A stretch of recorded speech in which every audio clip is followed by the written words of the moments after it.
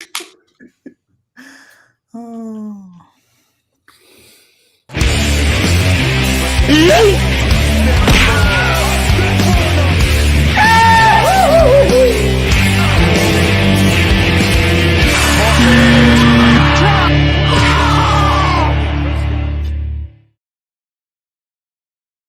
Hello, everybody. Welcome back to the show. I'm your host, Chancels, and welcome back to another fun-filled episode of Left Side, Strong Side. Gang's out here. Mike, Jacob back once again, and joining us this week, my boy, Patrick Gibson, is on the show. Patrick, thank you so much for being here. Thank you for having me, Chance. It's gonna be good to talk football and to team up with a fellow Steelers fan against what is clearly anti-Steeler propaganda on the other side. I was about to say, there's a reason you're up here. Because we asked everybody for the first time on the show, who is your team? And you just said you are a fellow Yinzer, fellow Pittsburgh Steeler fan. Indeed. All right, so yeah, that's why I needed you here. Because once again, I did not feel supported by my own teammates. By my own teammates. But before we get into any football, we did have a big news story drop. It actually dropped like an hour after we went off the air last Tuesday. We had our first official head coaching victim of the year. So long, farewell, I'll be the same. Get the fuck out of here! McDaniels has gone away. This story is insane. Like, what happened in that locker room? Like, what the hell? I'm actually so annoyed that we didn't have a show like straight up, even though I probably wouldn't have been able to be on because of last week. But like, we'll get to it in the game. But I called it straight afterwards. I went, they're gonna kill the Giants. Yeah, because you can tell that team is so happy. They are just elated, absolutely over the moon, and all the stuff that came out afterwards is like, oh, this place was bad. Yeah, so Josh McDaniels has been fired not even 2 years into a 6-year contract.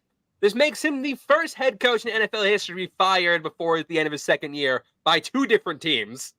The Broncos did the same thing partway into his second year, although he did last longer with Denver than he did with Las Vegas. Is he going to ends his Raiders tenure with a 9-16 record. That flatters him, honestly. This will go down. Josh McDaniels will go down as one of the worst coaches in the NFL history. One of the worst head coaches. Yeah. He has destroyed 2 teams. As in, after he left, the team celebrated. We joked at how cheap of an owner Davis is. I think that performance on Monday Night Football, he just went, this is hurting my brand. This is hurting the brand of the Steelers, and it's cost. And Raiders. Don't associate us with that. No. We'll get there. We have our own problems. We have our own deal. Sorry, I think that's what caused it, is how big of how much it was hurting the brand of the Raiders. And don't you put that evil on us. That brand is worth a lot internationally. Like that logo is worth a lot. And the way that organization was playing, and like, it was awful having a player come out and say, that's not my job, it's the coach's. That's bad look. And Davis coming out and apologizing to the players, saying, I'm sorry, this was my bad. But like, I think it's just enough. Like, look, I don't think it's completely too little too late, but man, it needed to be done. And I'm glad it did, because the Raiders are now, they look like they could be a competent organization again. But I'm curious, do they call the Saints and say, what do you want for him? And bring him home? What do you want for who? Do they bring Carr home? Oh, bring Carr back? Do they try and bring him back home? Depends on how bad their record is and if they can grab a quarterback. But like, I don't know. I feel like they send Devontae there before they bring Carr back. I'm on the same page as you on that one, Chance. I think the likelihood of Devontae, and they're not going to want to trade Devontae, and why would you? I mean, the dude's, that's a top tier NFL player right there. but like we haven't even scratched the surface about what McDaniels losing his mind because the Patriots losing to the Giants was brought up. That's the funniest thing. We're like, yeah, apparently they talked about like having a good mentality, and they brought up the Patriots, and someone brought the Patriots losing to the Giants when they were undefeated, and Josh McDaniels like he just looked at the like, "Don't you ever bring the Patriots that way again?" And just like once you do that, no more, you're done. Yeah, and that's I think the other big takeaway from this is the last of the we're going to try and just straight up be the Patriots. I don't think any owner is going to do that again. I think we're done with that now. That's done. There's no way. I mean, right now they're all trying to be the 49ers. Or the Eagles. The 49ers and the Eagles are the two. Yeah. They're the two teams that we're going to start seeing a lot of emulation from. Because I think everyone's kind of in agreement you can't be the Chiefs. Like, they can all look at the Chiefs and see that is just Patrick Mahomes being Patrick Mahomes. And unless you have a Patrick Mahomes, you can't do that. But they're looking at 49ers and they're looking at the Eagles like, hey, if we can get ourselves a half-decent quarterback and build off a really good offense, we can be that. And I think that's where you're going to start seeing a lot of teams go. Yeah. Speaking of the Giants, though, their interim head coach is now linebackers coach Antonio Pierce. Was an NFL player from 2001 2009. Served as a coach for Arizona State. So, I now hope you don't get the job because UA all the way. Well, and he's the one who brought up the Patriots. I'm about to say he's the one that brought it up. So, and what got him the job? That's what got him. We'll talk about Antonio Pierce later on in the show. Yeah. Let's get into the actual games. Up first, I'm sorry, hold on, real quick before we get into this first game. Take you out. You don't get to talk this game. Thursday night football, Titans versus Steelers. Okay, fine. Jacob, you can talk this game.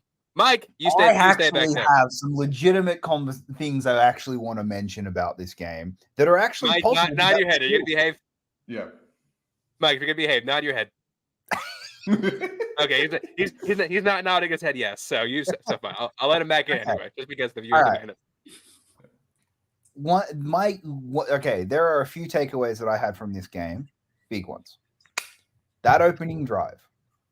If the Steelers do that opening drive, even 60% of the time, instead of 0, they could legitimately win the Super Bowl this year. Like if they did that, like if they had that opening drive 4 times a game, they win the Super Bowl this year because that defense is that fucking good. The problem is they're not, and they're not doing it often enough. And that is the biggest problem the Steelers have, and it's why you just can't. It's realistically why I can't see them going any further than the divisional round at best. But you know what? We're getting there. That's what matters. But before I go into the Steelers, which I'm going to, I do want to say, like, even though they lost this game, I think Tennessee took a giant leap because now they are able to commit. Like Levis looks like he's light years ahead of Tannehill right now. They're going to go forward with him. I like that he played so much more confident than Tannehill did. Like Tannehill's the veteran, and Levis looked like a legitimate NFL quarterback. And if they seriously found their guy, considering that he fell to the second round, could be looked at even as a second round pick. Could be looked at as the steal of the draft, considering what everybody. One of the biggest steals in draft history. If Levis really does pan out. Yeah, and he looked good. Like I was watching that game. I'm like, he looks like an actual NFL starter, and you've got across the field the other guy who's showing you everything an NFL starter should not be, and throwing for 150 yards. Years ago, we talked to Tom Moore, then at Indianapolis, the offensive coordinator.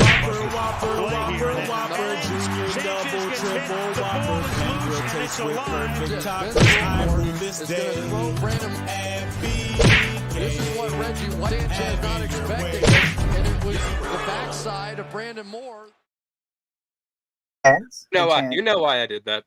Hey, Chance, are you going to start including the Eagles butt fumble in that? Because, from your beloved Jalen Hurts? Because, they did the same thing.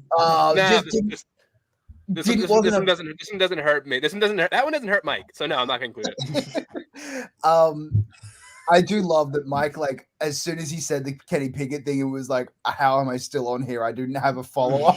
You just kind of stopped, like, shit, hang on, I meant to keep going. I was expecting to have been dropped by now. No, you don't get dropped. You just have to relive that play over and over again. Yeah. That's your free in my head. Yeah.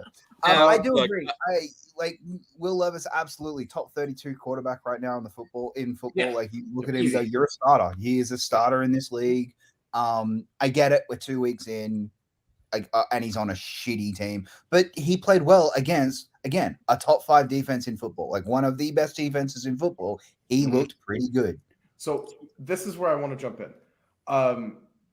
The trend with the Steelers is they are very susceptible to chunk plays, but not and like they're an incredible red zone defense. They're incredible at forcing turnovers and getting pressure on the quarterback, but they are very, very susceptible to chunk plays.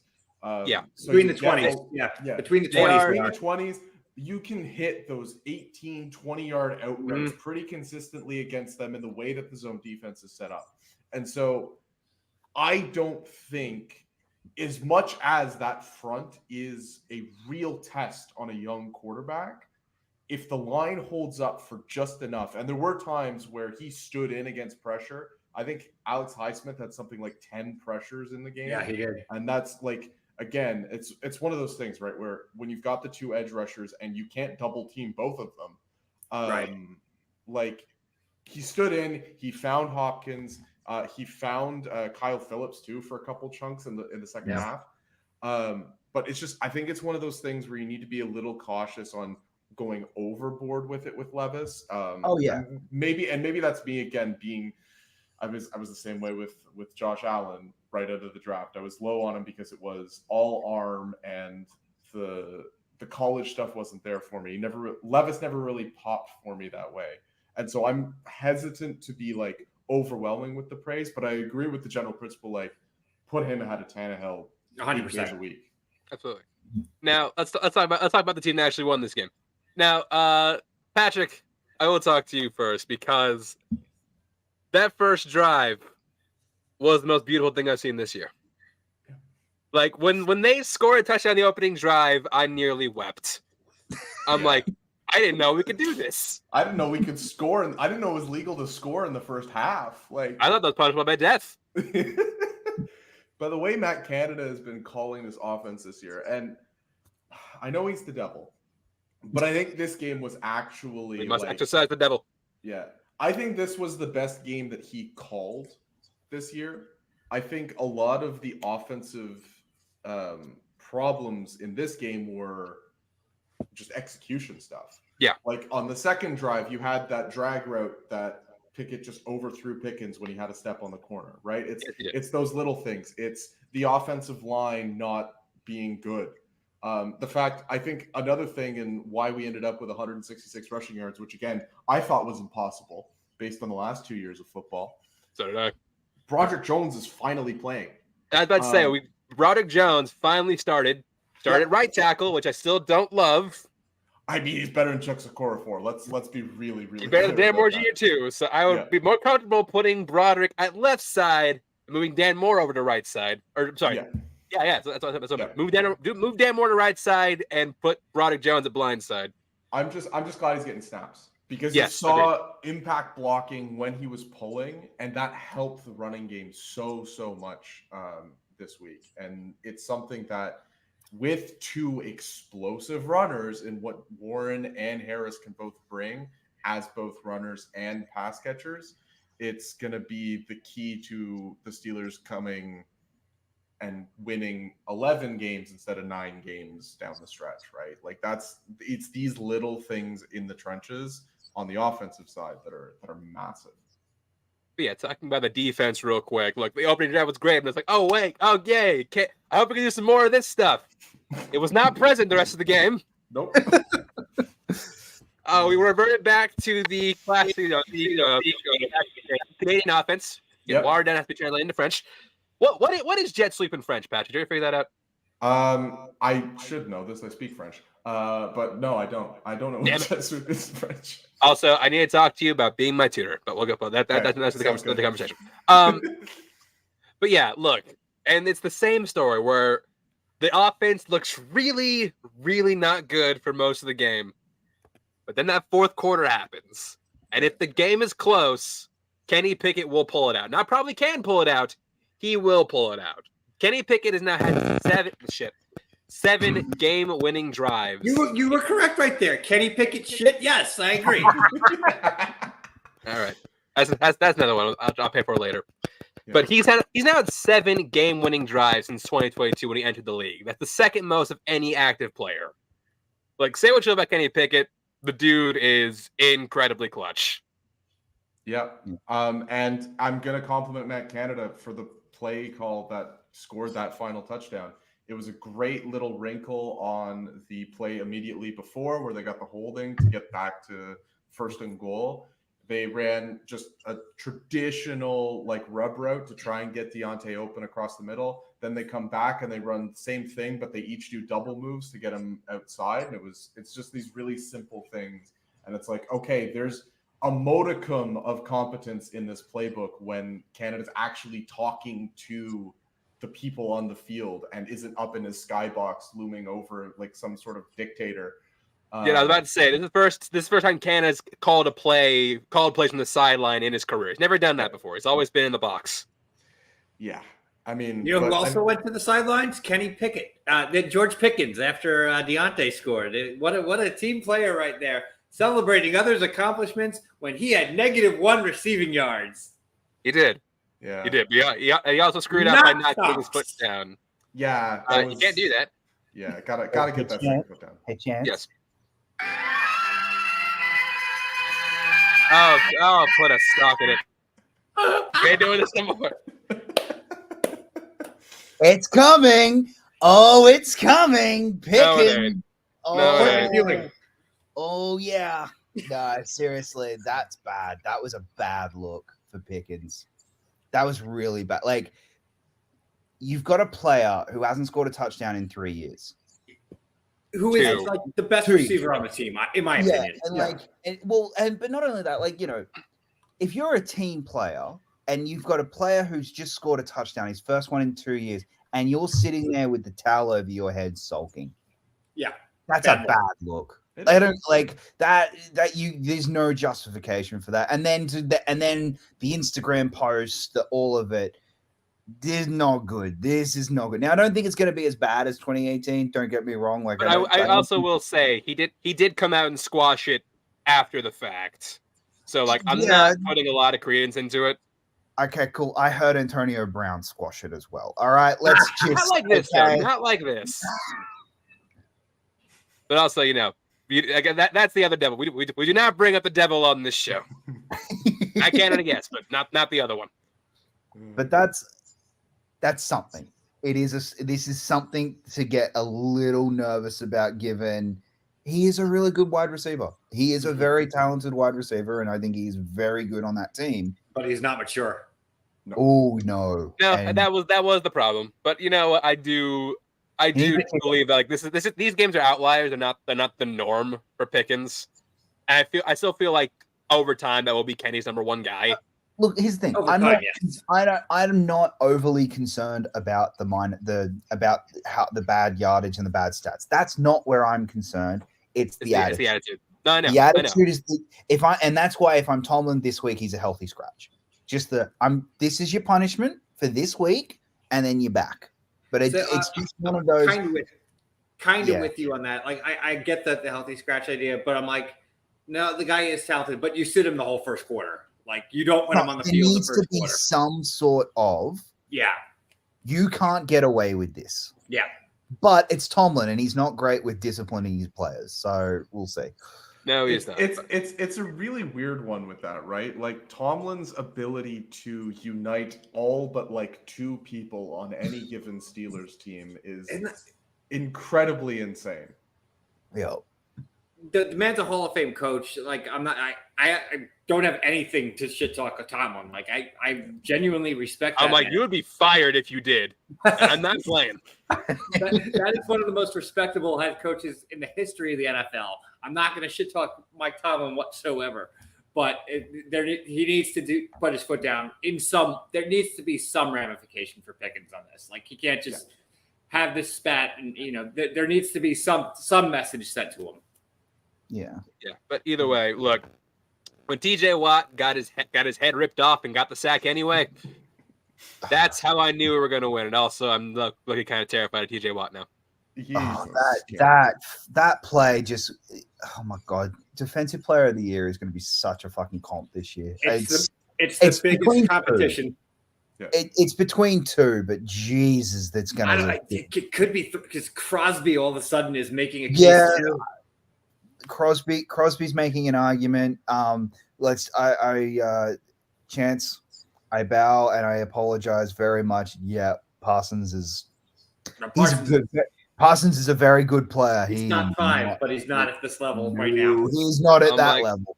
Yeah, if I've only had somebody telling you that for years. Yeah. Oh, wait a minute. I did. Cool. All right. You've been right about one thing. I've been right about 10 so far this season. No. I was right in saying the Pittsburgh Steelers are going to do something, and they did. Because you know why? Only the Pittsburgh Steelers could be outgained in every single game and somehow come out with a winning record. It is insane. This was something I read the other day. The Steelers through the first 3 quarters of games are the 27th best offense in EPA per play and 31st in success rate.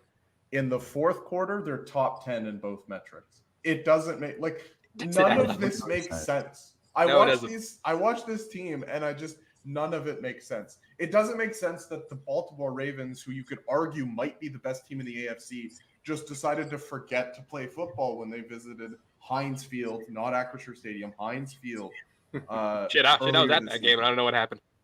Yeah, none of this makes sense. I love it, but none of it makes sense. And none of it's made sense for about the last 5 years. The Steelers have been what I like to call the worst team with X record ever. I think since their 13-3 season, where we had that unfortunate Jesse James no-call touchdown against the Patriots, they've been just like this team that doesn't play like they should ever. There was the year where we had Roethlisberger, Le'Veon, and Antonio Brown, and we were the worst red zone offense in the league in terms of touchdown conversion percentage. Yeah, that was 2017, I believe. 17 or 18. Todd Haley, probably worse than at Canada. I'm gonna say it. That's a bold statement. I probably welcome back Todd Haley at this point. Todd Haley was woeful. Yeah, maybe I'm just doing it for effect, but Mike Tomlin's a wizard. I think that's the be all end all. He is a voodoo shaman, and that's the only explanation. As much as I love to keep talking about the Pittsburgh Steelers, and believe me, I would. We do got to move on to our next game. Well, years ago, we talked to Tom Moore, then at Indianapolis, the offensive coordinator.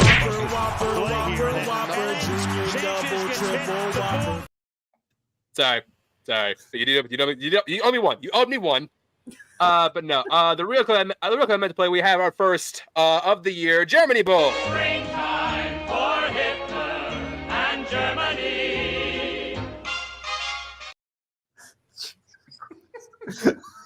The Kansas City Chiefs versus the Miami Dolphins. And look, was this a rough game? Yes, it was. You contribute that to a lot of it being international, players flying overseas to have to play a football game.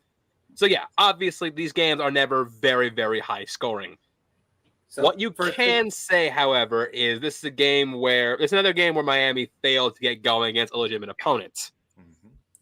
Now, before we go into the game, I do want to say, to Martavis Valdes-Scantling, he had to get a dog sitter, so I understand, the difficulty in having to go to Europe.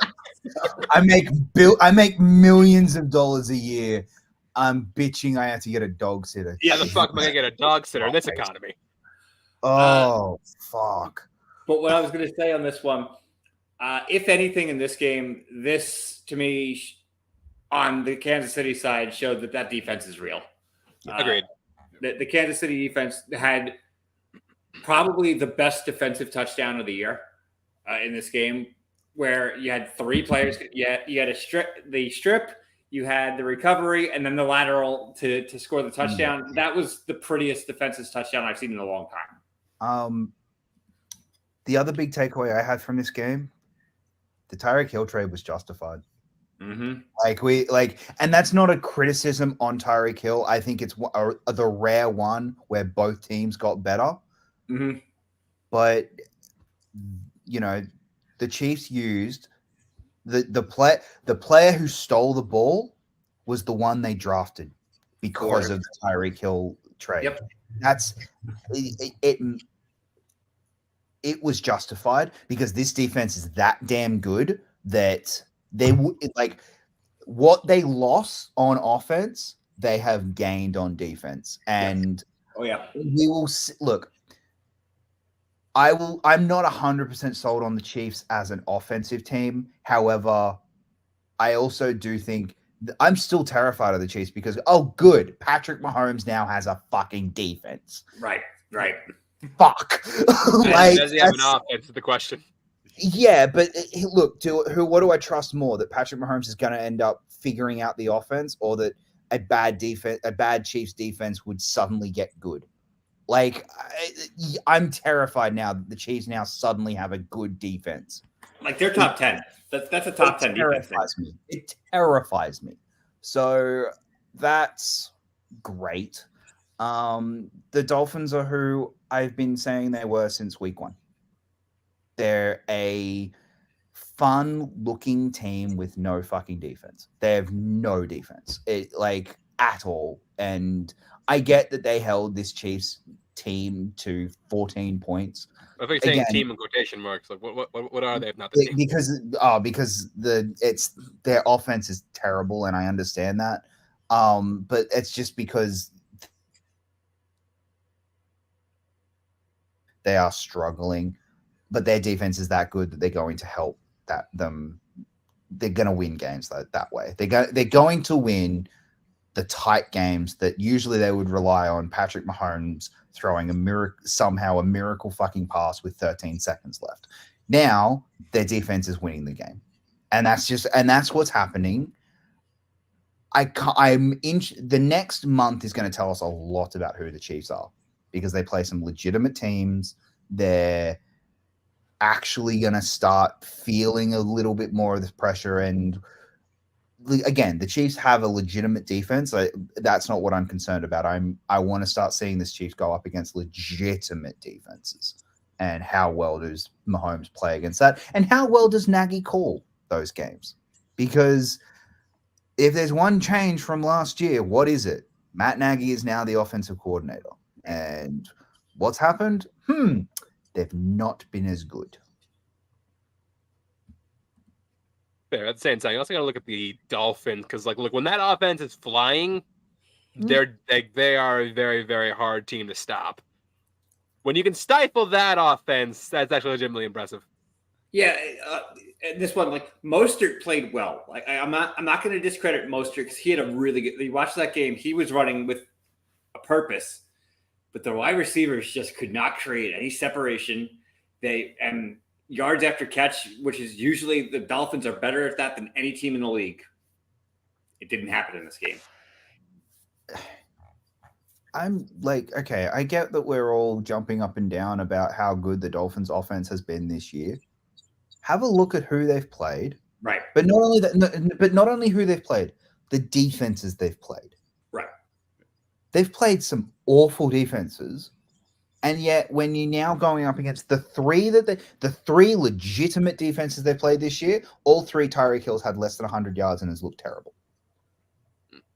That's that's what it is. It's hey, we shut down Tyreek Hill and no one else is standing up. That's this, and Tua isn't able.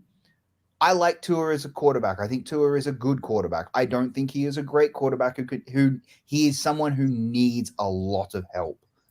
And when they take out his biggest weapon, no one else is standing up to help that team. And that's what we saw in this game. It's what we've seen all year. It's a thing with the situation too, right? It's like we talk about the defenses, but like if you're going to have the body clock game where you're going to Frankfurt, you're going to Germany, you're going to play in this spot, and there's that inherent sort of slowdown factor to everything that's going to happen. An offense that is designed like the Dolphins, which is supposed to run on yak, like almost exclusively, is going to suffer as a result, right? And one of the reasons why I think the Mike McDaniel hire was so smart by the Dolphins is because they play in Miami, and the bad weather that will limit that type of offense is going to be much less frequent if you're playing 8 home games in Miami. And there's these little extraneous factors that help to, I think, explain why some of these things are happening. I really like the Tyreek Hill point, not just about not just how badly sort of people have been able to stifle him, but the idea that it was good for Kansas City to get rid of him, not just for the picks, but because the money that he is commanding is so massive. You can throw that back to Mahomes to make sure he never leaves. You can throw that back into the defense because you realize with a quarterback like this, you don't need anybody else except Travis Kelce, and everything else is superfluous, really. And we can talk about how bad the offense looks, but if you can build enough of a team around it, it doesn't really matter all that much. Yeah. So yeah, when it comes to the Dolphins, actually put us that this is the Dolphins did not beat a team with a winning record in over a year. Yeah. So like they struggle. So this is a team that will they get into the playoffs? Probably. Am I concerned for them if they do? Absolutely, because you're not going to be going up against these like pushover teams who you can like drop 40 on without even trying. Like you're going to need your defense to show up, and like as of late, they have not shown up. They're a one and done.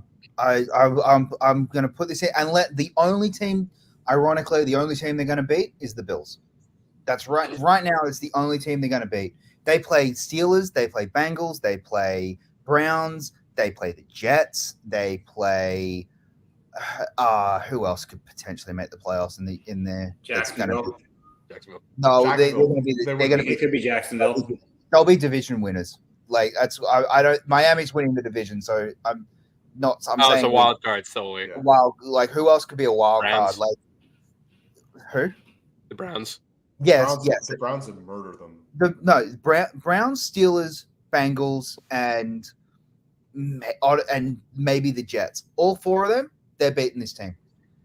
The next 2 weeks are going to be extremely big for the Dolphins because they play 2 bad teams that have very good defenses in Raiders and Jets. And we're really going to call the Raiders a good defense.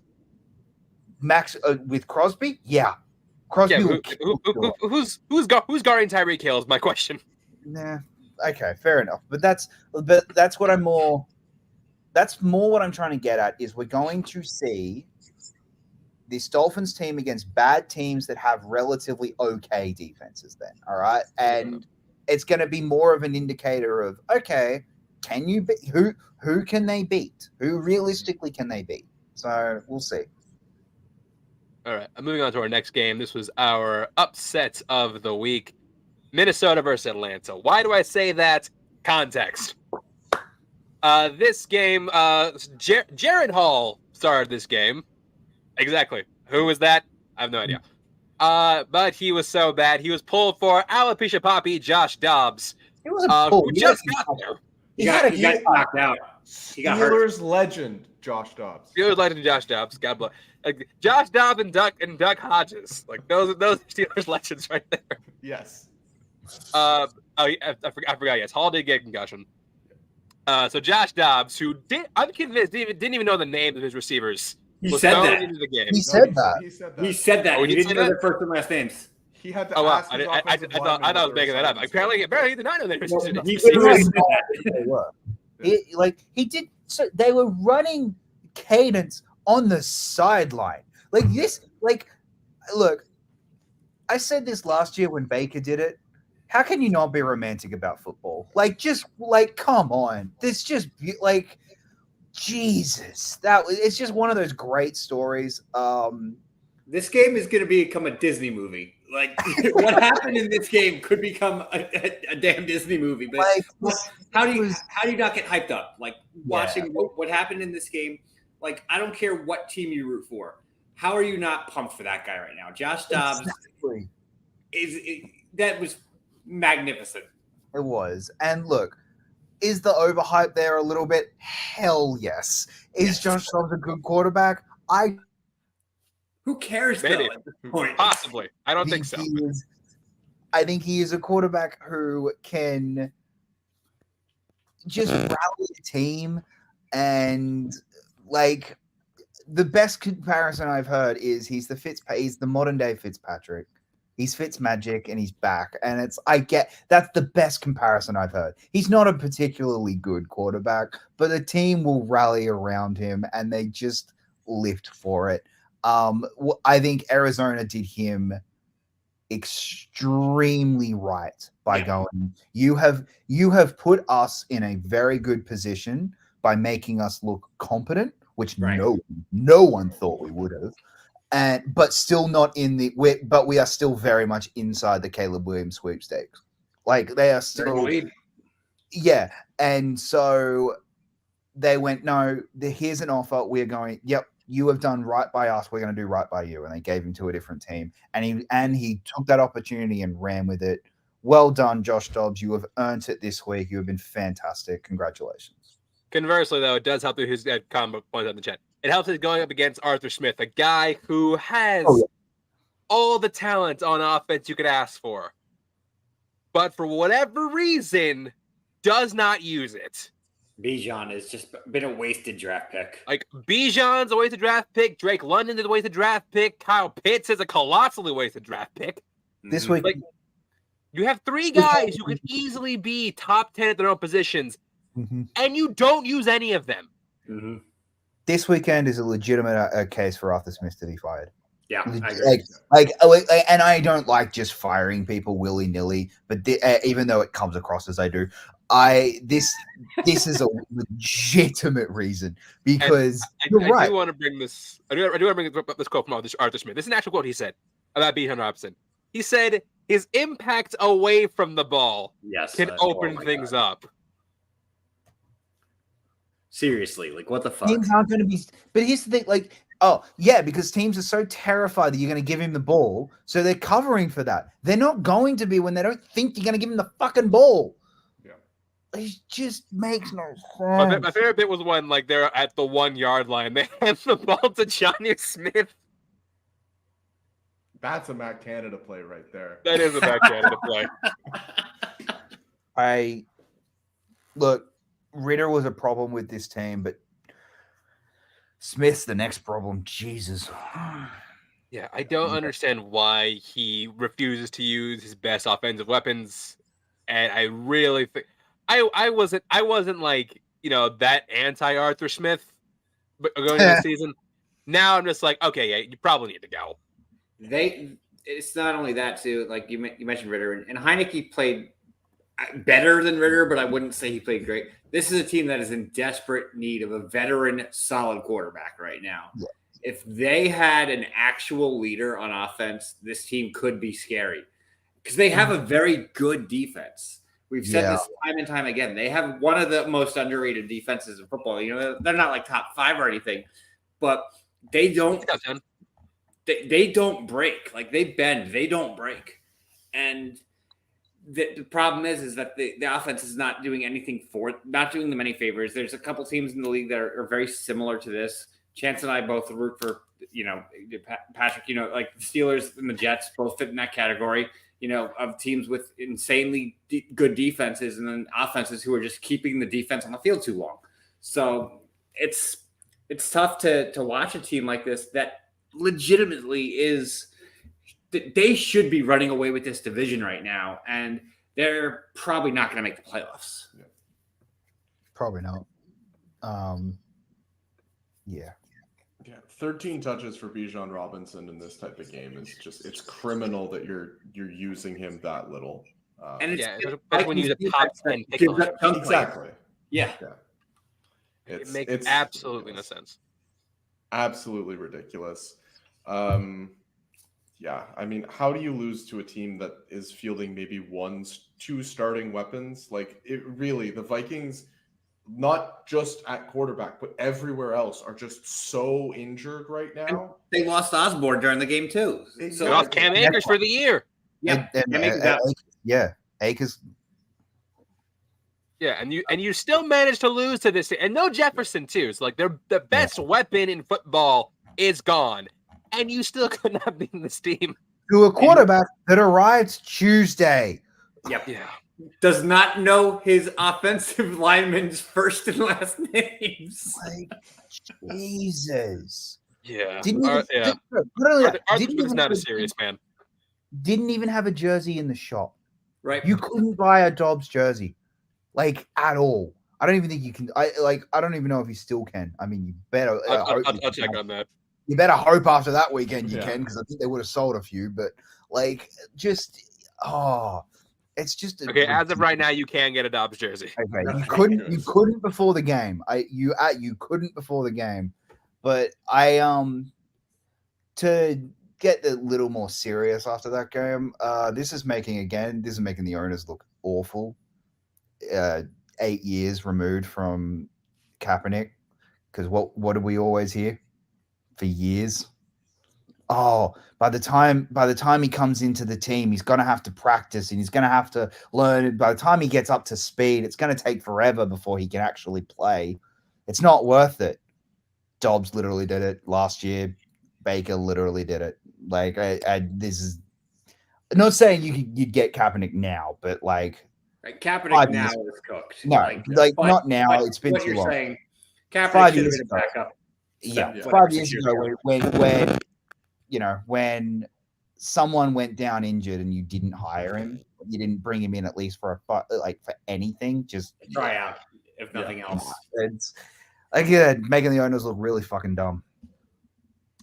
No, yeah, absolutely. Son of a bitch! What the hell? Okay, how have the Vikings taken control of Chance's setup? Yeah. The Vikings have won 4 straight, by the way, and now probably going to make playoffs in the NFC. They're going to be the 7th seed. Isn't that crazy? They might only have to get. We were talking about this the other day in our group chat. They might only have to win 8 to get that. Yeah, 4 more wins. And you look at their schedule, they can get those wins. Like those wins, they could get. Look, they could beat the Saints next week. They're probably going to beat the Broncos. They're probably going to beat the Bears. I think they're definitely beating the Packers. That's 4 right there. And then it comes down to the Bengals, the 2 Lions games, and the Raiders. But I mean, even with those, what you said, that's 9. Yeah, that's enough. It's one of those weird things with these teams that are hovering around on the bubble. It's the same thing with the Steelers. You go and look at the Steelers' remaining schedule. They've got 4 basically guaranteed win. Their non-AFC North schedule the rest of the way is paltry. Pretty light.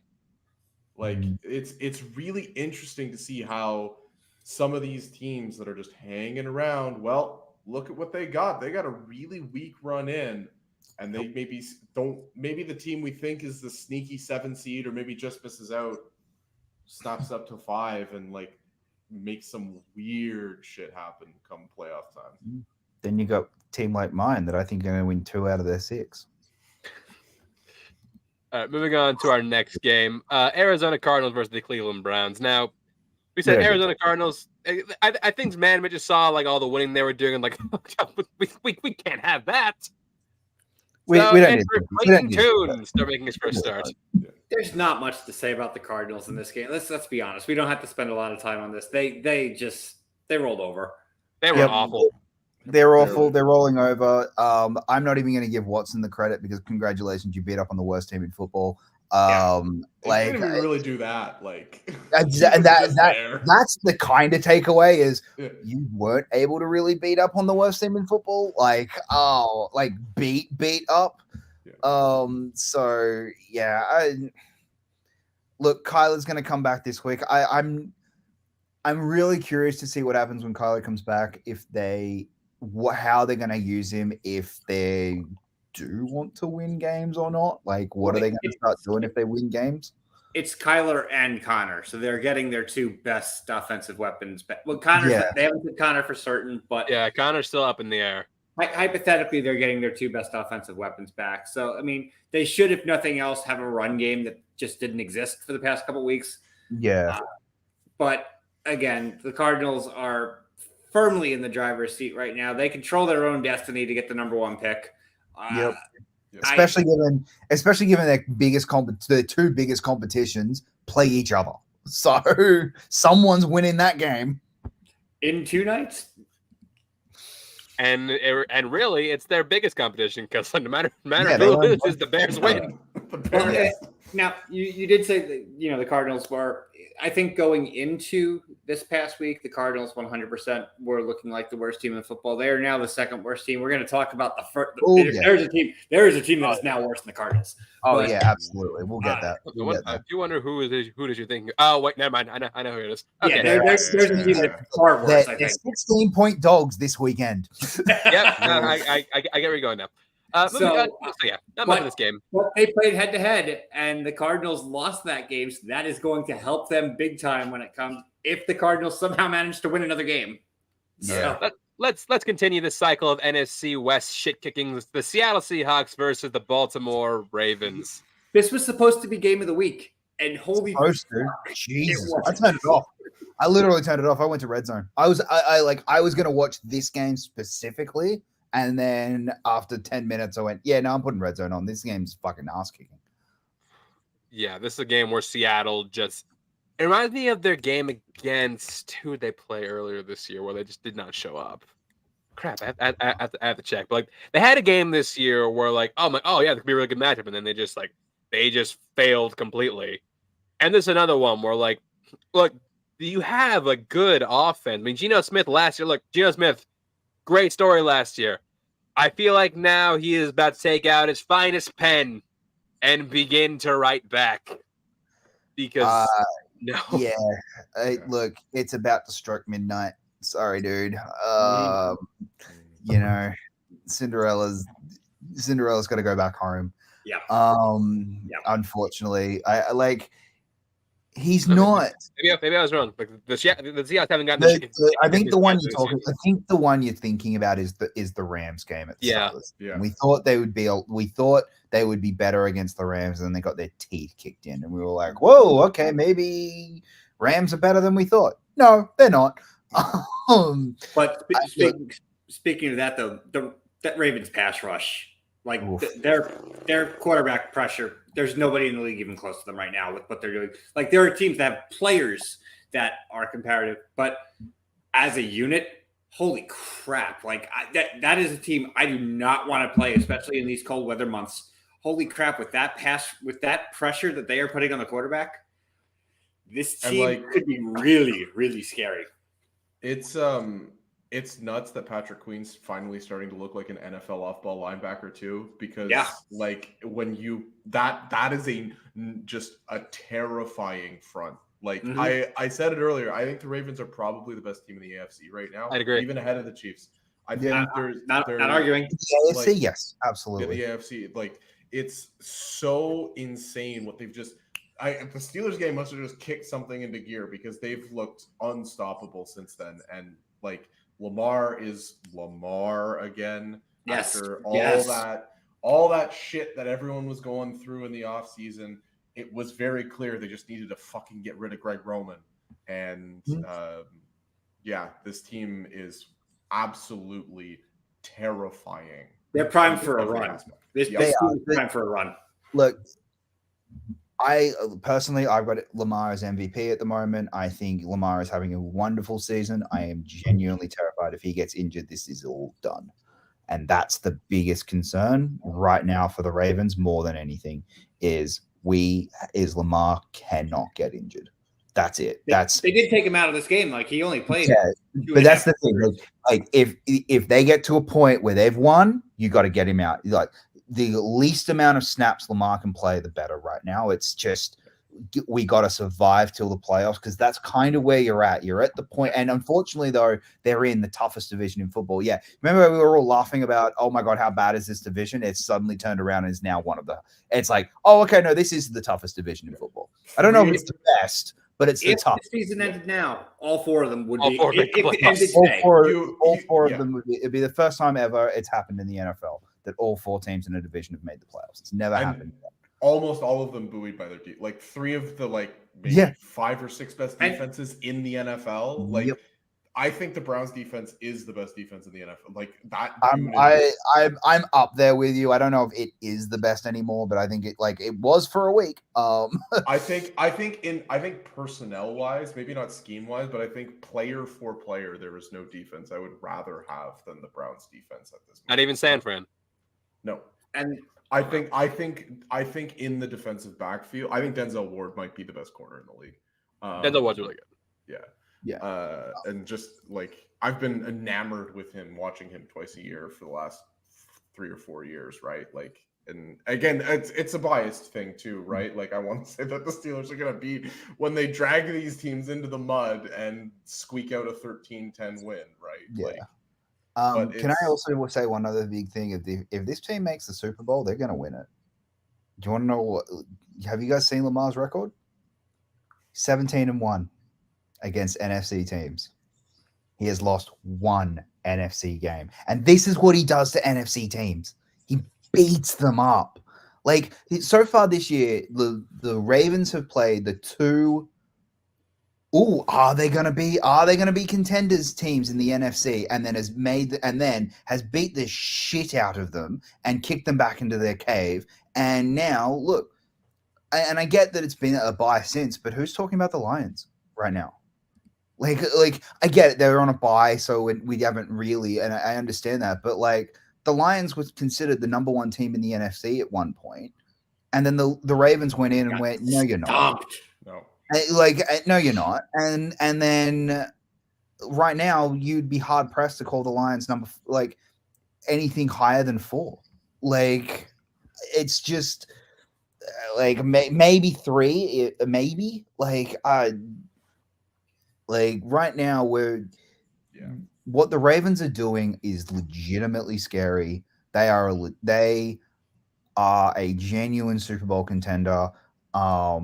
I need to see it. I can't wait for the playoffs for this team in the play. I need to see it in the playoffs. That's my one thing with the Ravens right now. Unfortunately, you're kind of just in this perennial cool with we're sitting around waiting for the playoffs. There's nothing the Ravens can do right now that will make their case better or worse other than an injury. And I think the one thing that we will see once we get to the playoffs with the Ravens is how much that offensive coordinator shift change is going to make sense. Because, again, Greg Roman bit this team in the ass the last however long he's been there and did not let this team be what it could be. Moving on to our final installment of the NFC West shit kickings. The Los Angeles Rams versus the Green Bay Packers. No, it's just coming with the caveat. It's just coming with the caveat that Matt Stafford did not play this game. So Los Angeles had to rely on Brett Rippon, who I didn't even know was on the team, to go in and try and salvage a win against a not great Packers team. Yeah, he still played pretty badly. Yeah, this is bad. This is not good. Yeah, remember that the Rams were good. That was a solid 2 weeks. Yeah. Remember when? I'm gonna. So like I said, hey, I got one thing wrong. No, I got 2 things wrong. Yeah, no, love it, not it. Holy shit! Matt LaFleur ain't it either. Honestly, this team needs a full reboot, and they're done. Oof. Both of these teams are bad. I really 30 years of Hall of Fame quarterbacking. You're not having it anymore. This game was terrible. I was about to ask, is this our unwatchable game of the week? It easily is. Okay. Yes, unless you were a fan of a certain other team. I'll get there. Yeah. But yeah, so look, the Packers look very good. No, they did not. They just looked a little better than the Rams. And honestly, and look, let's be real. The Rams with Stafford probably win this. I think they win it handily. Yeah. If they Probably win it I handily. wouldn't say handily, but they do win it. They're not good. Neither team is good. And granted, Aaron Jones finally got going. We'll see that. I mean, Matt LaFleur without Aaron Jones, weirdly enough, not a great coach. So yeah, give Aaron Jones the ball. On the other side of Los Angeles, first of all, I do gotta say the NFC West, the whole division combined for 6 points this week. insane. That's what happens when the only certifiable good team's on a bye. Yep. Yeah. That's true. But you know what, Los Angeles, it's okay. You know why? Your savior has arrived. Carson Wentz is now a Los Angeles Ram. Watch him. So Stafford's injury might be worse than we thought. Watch him pull a Baker this week. On 2 I'm weeks. gonna get Never more- mind. Look, I'm going to get more into this when we talk about another team because it's just again reiterates how bad that team is at the moment. But look, the Rams did what other teams should have done. Hey, our quarterback is injured. We're fucking awful with our backup. Let's go get somebody. He might not be very good. He might be somehow worse than Rippon. I don't think he's going to be. Like Carson Wentz. If he is, the next week's Rams game is must-watch television. But here's the thing: like Carson Wentz is one of the 64 best quarterbacks in the world right now. I don't think like he should have been on a roster. He should have been on a roster as a backup somewhere. Like the only reason he's not is because there are massive leadership issues, which I 100% agree with, and I can understand why a team was like, "We're not going to put him on because he's just going to cause a cancer in our locker room."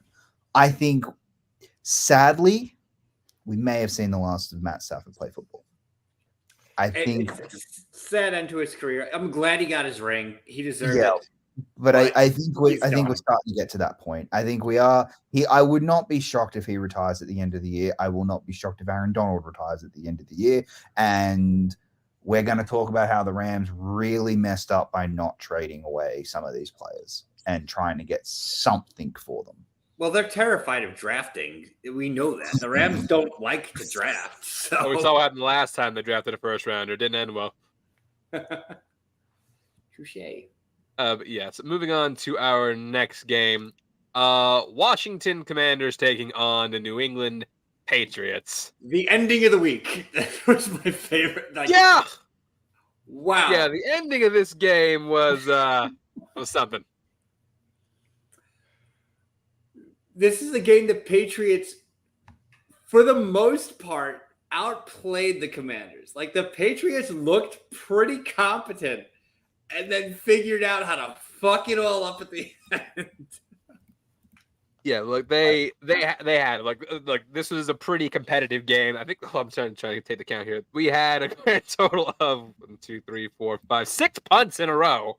Yep. And Mac Jones had the ball with the chance to win a game. With the chance to win the game. Here's the stupid part. I'm not even going to blame him for that interception because it's not his fucking fault. Like, that was in his hand. Yeah. It was in his hand. Mm-hmm. But, Yeah. oh my God. Mac Jones threw a ball to Juju Smith-Schuster, and we saw a classic case of why you cannot trust this man as the number one wideout. No. I know there's the report going around right now that if Bill comes back, Bill might not come back from Germany. I think it's wrong. I don't think they'll do it. They'll actually. We're gonna leave him out there in Siberia. Well, he might not. Bill Belichick. Right, he might not come back from Germany as the Patriots head coach.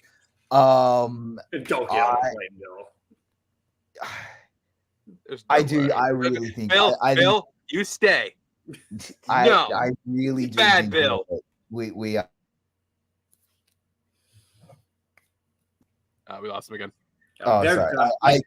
The Patriots are done. They're like, yeah. Oh, they like this week. Stevenson showed up for them. Like Stevenson, Mac did not play terrible. Like this was actually not a god awful Mac game. Mac was not the primary cause of this loss. But I'm going to say the same thing later about another quarterback. But I will say, Washington played a gutsy game. They never gave up. They fought them the whole way. They didn't play a pretty game, but in the end they made less mistakes, and that's why they won the game. Sam Howell's going to win like 7 games this year, and it's just not going to make any sense. Like this, it's not going to make any sense at all. Yep. You know what I could see happening, just because, like, that's the way the NFC is right now. That he wins enough games and they make the playoffs, and like the coaches and ownership is sitting there going, "How do we fire a coach that just made the playoffs?" It's true. I mean, like you just traded away 2 really young, talented edge rushers because you didn't want to re-sign them. You needed to get some assets for them. You figure, hey, whatever happens. We'll grab something. I mean, we got the Bears' 2nd-round pick for. That's going to be like number 34 or 35, probably. Yeah. What we did for Chase Claypool last year, and that's turned out pretty well. Yep. For us. It's the reason we didn't get Jalen Johnson this year. Yep. I really believe I saw that trade and said, no, Pittsburgh, never again. It's true. Yeah, this Commanders team, it's a collection of players that try hard and Terry McLaurin, and like that's what it is. Like it's amazing how good Terry McLaurin is and how just in the football wilderness. That dude, you put that dude on Kansas City right now, and he'd be in AJ Brown category. Oh yeah, 100%. Absolutely. Terrifying. They call him Scary Terry for a reason. Yeah, he's so much fun to watch. Dude's a stud. Dude's a I love McLaurin. stud. Great dude. I wish he was a Jet. There's a lot of players, teams who wish they had Terry McLaurin right now. Yeah. Yes. I'm shocked that's one I am genuinely shocked wasn't traded. Like that some team didn't go, here is 2 firsts or something. They just got one more year, right? He's on a rookie contract. You'd have to. No, they extended him already. Yeah, but like you're not. But that's right. He got extended by 2 years. But they extended him. But it doesn't count for this year on the salary cap. Right. So like I just look at it and go, well, I am shocked that a team didn't do that. But yeah. Moving on to our next game. Speaking of the Bears, it's the Bears versus the New Orleans Saints. Teabag versus Derek Vehicle. Look, as good as Teabag had one really great, really triumphant week. Last week was kind of back to reality. This week is definitely back to reality. I mean, I didn't think he was awful. I didn't think he was the worst quarterback this week. But because again, Saints have a really good defense. Not top 5 or anything, but it's a legitimately good defense. I agree. And I picked Saints in my survival league.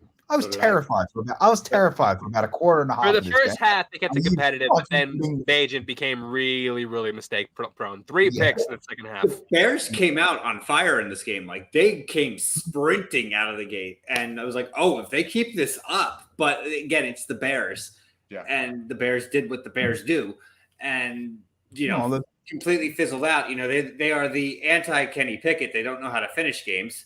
And you can argue they might not know how to start. You can argue they might not know how to start them either. Yeah, that's true. Most of the time they can't start. Someone got a phone call and was like, "Guys, we want Caleb Williams." Oh, right, okay. Tajit, start throwing some picks. Throw some picks, drop the ball, do something, do the thing. What is the best result for them on Thursday, by the way? Them winning. Bears winning. It has to be. Bears winning is the best result for them because then they're not then it's not a full game out from sorry, it's not a game and a half out, it's only a game. And with Kyler coming back, Cardinals are most likely going to win a game. They'll get one. Yeah, they'll manage a game with Kyler. I don't know which game it is, but they'll find a win. Yeah. But yeah, conversely, on the side of the Saints, again, this offense started to click a little more in the past couple of weeks. Taysom Hill finally came into his skin the past 2 weeks. Like he's become the Swiss Army knife again, like the player that could take a game under control. He had a rushing touchdown, had a passing touchdown. No, excuse me, the receiving touchdown. Receiving touchdown. You have any rushing touchdown? The receiving touchdown and a passing touchdown. Was just missing the rushing one. This team has a wide open path to the playoffs right now because of how bad the other teams in their division is. I don't know how they're going to do against, a legitimate playoff team. Here's the thing, is that if they win the division, they're getting a home game. And with what's currently going on in the NFC, that first round is wide open for them. However, when they get past that, I don't know if the Detroit 49ers, Eagles, I think steamroll this team. Yeah, I don't know if they're win. Like, here's the problem: their first game is either going to be against Cowboys or Eagles, or Seattle, even maybe. Yeah. Well, it'd be Cowboys potentially. I would think the Cowboys. I would think by the end of the year, especially with Cowboys. The Seahawks have been trending. That Cowboys pass rush will cause Carr. I like Derek Carr, but he is like so immobile that pass rush the Cowboys have will decimate him. Yeah. But the biggest problem, and they got no Teron Armstead anymore. The single biggest problem the Saints are going to have their biggest problem has always been they refuse to pay the credit card. They put everything on the credit card and they have yet to pay it off. And at some point that bill comes due and they just keep pushing it down and making it worse. Because of that, it hamstrings them to be able to actually go out and get them legitimate weapons and legitimate players. And so, what are they going to do when Cam Jordan retires? What are they going to do when a lot of these other players just start retiring or get priced out? Like, they're in trouble. They went all in 2018 and 2019. 2018 was the year they should have won it if it wasn't for a non-PI call. Unfortunately, that's what happens in football, and they've just yet to really accept that, and that's where we're at right now. Moving on to our next game. This is actually our game of the week. Who would have thought?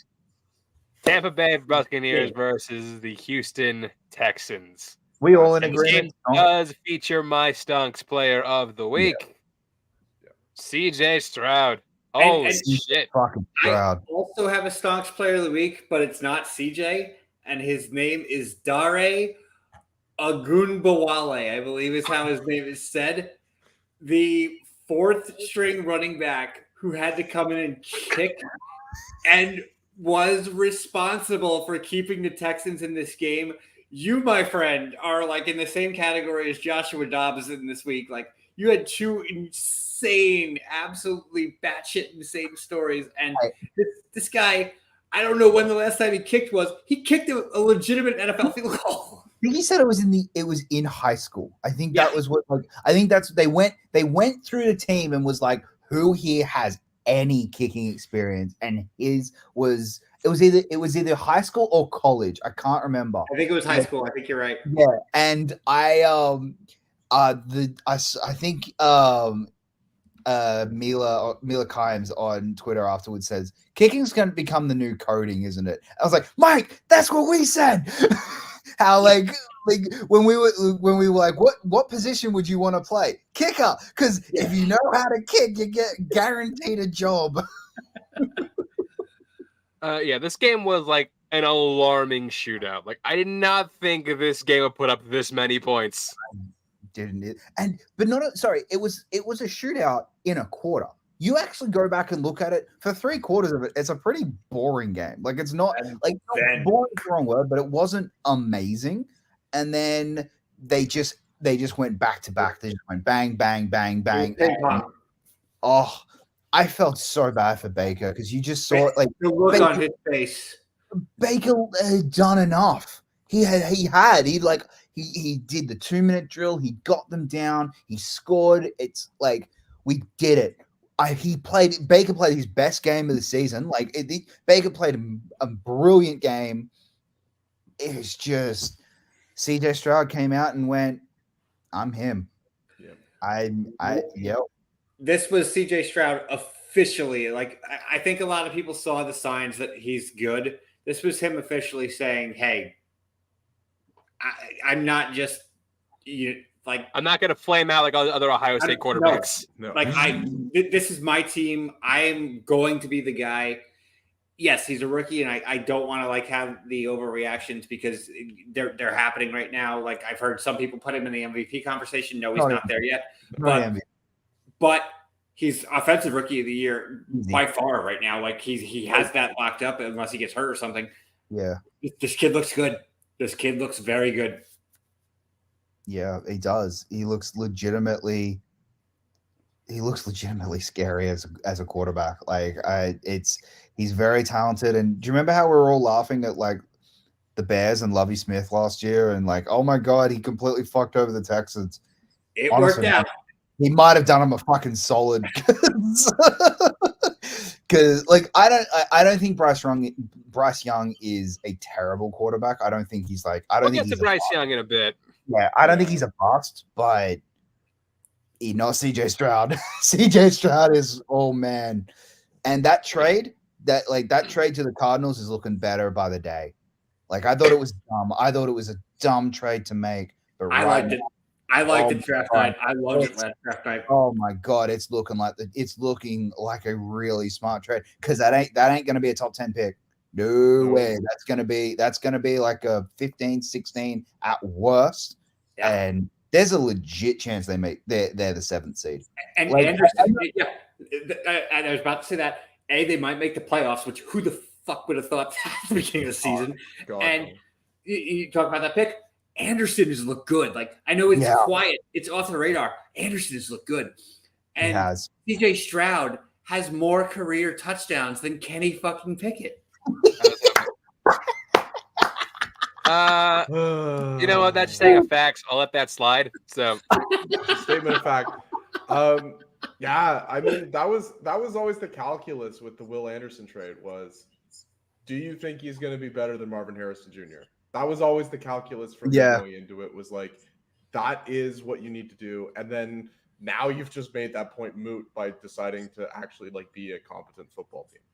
Well, that trade looks brilliant, right? With them doing what they're doing, holy crap! Does that trade look amazing right now? It does. Well, it looks amazing not only for that, but because if this year they didn't make that trade, and they're they got the first pick, and let's look. I'm gonna say Anderson is accounting for a little bit. Let's say they have the 12th or the 13th pick. Anderson's worth more than that. Absolutely. Way more. And this upcoming draft class does not have an edge rusher. They don't have a linebacker in this class that looks like the defense. We might not see a defensive player in this upcoming draft in the top 10. No. Yeah. I mean, I think the only argument you can make is that the offensive line depth in this, especially at the top end of this class, is very, very good.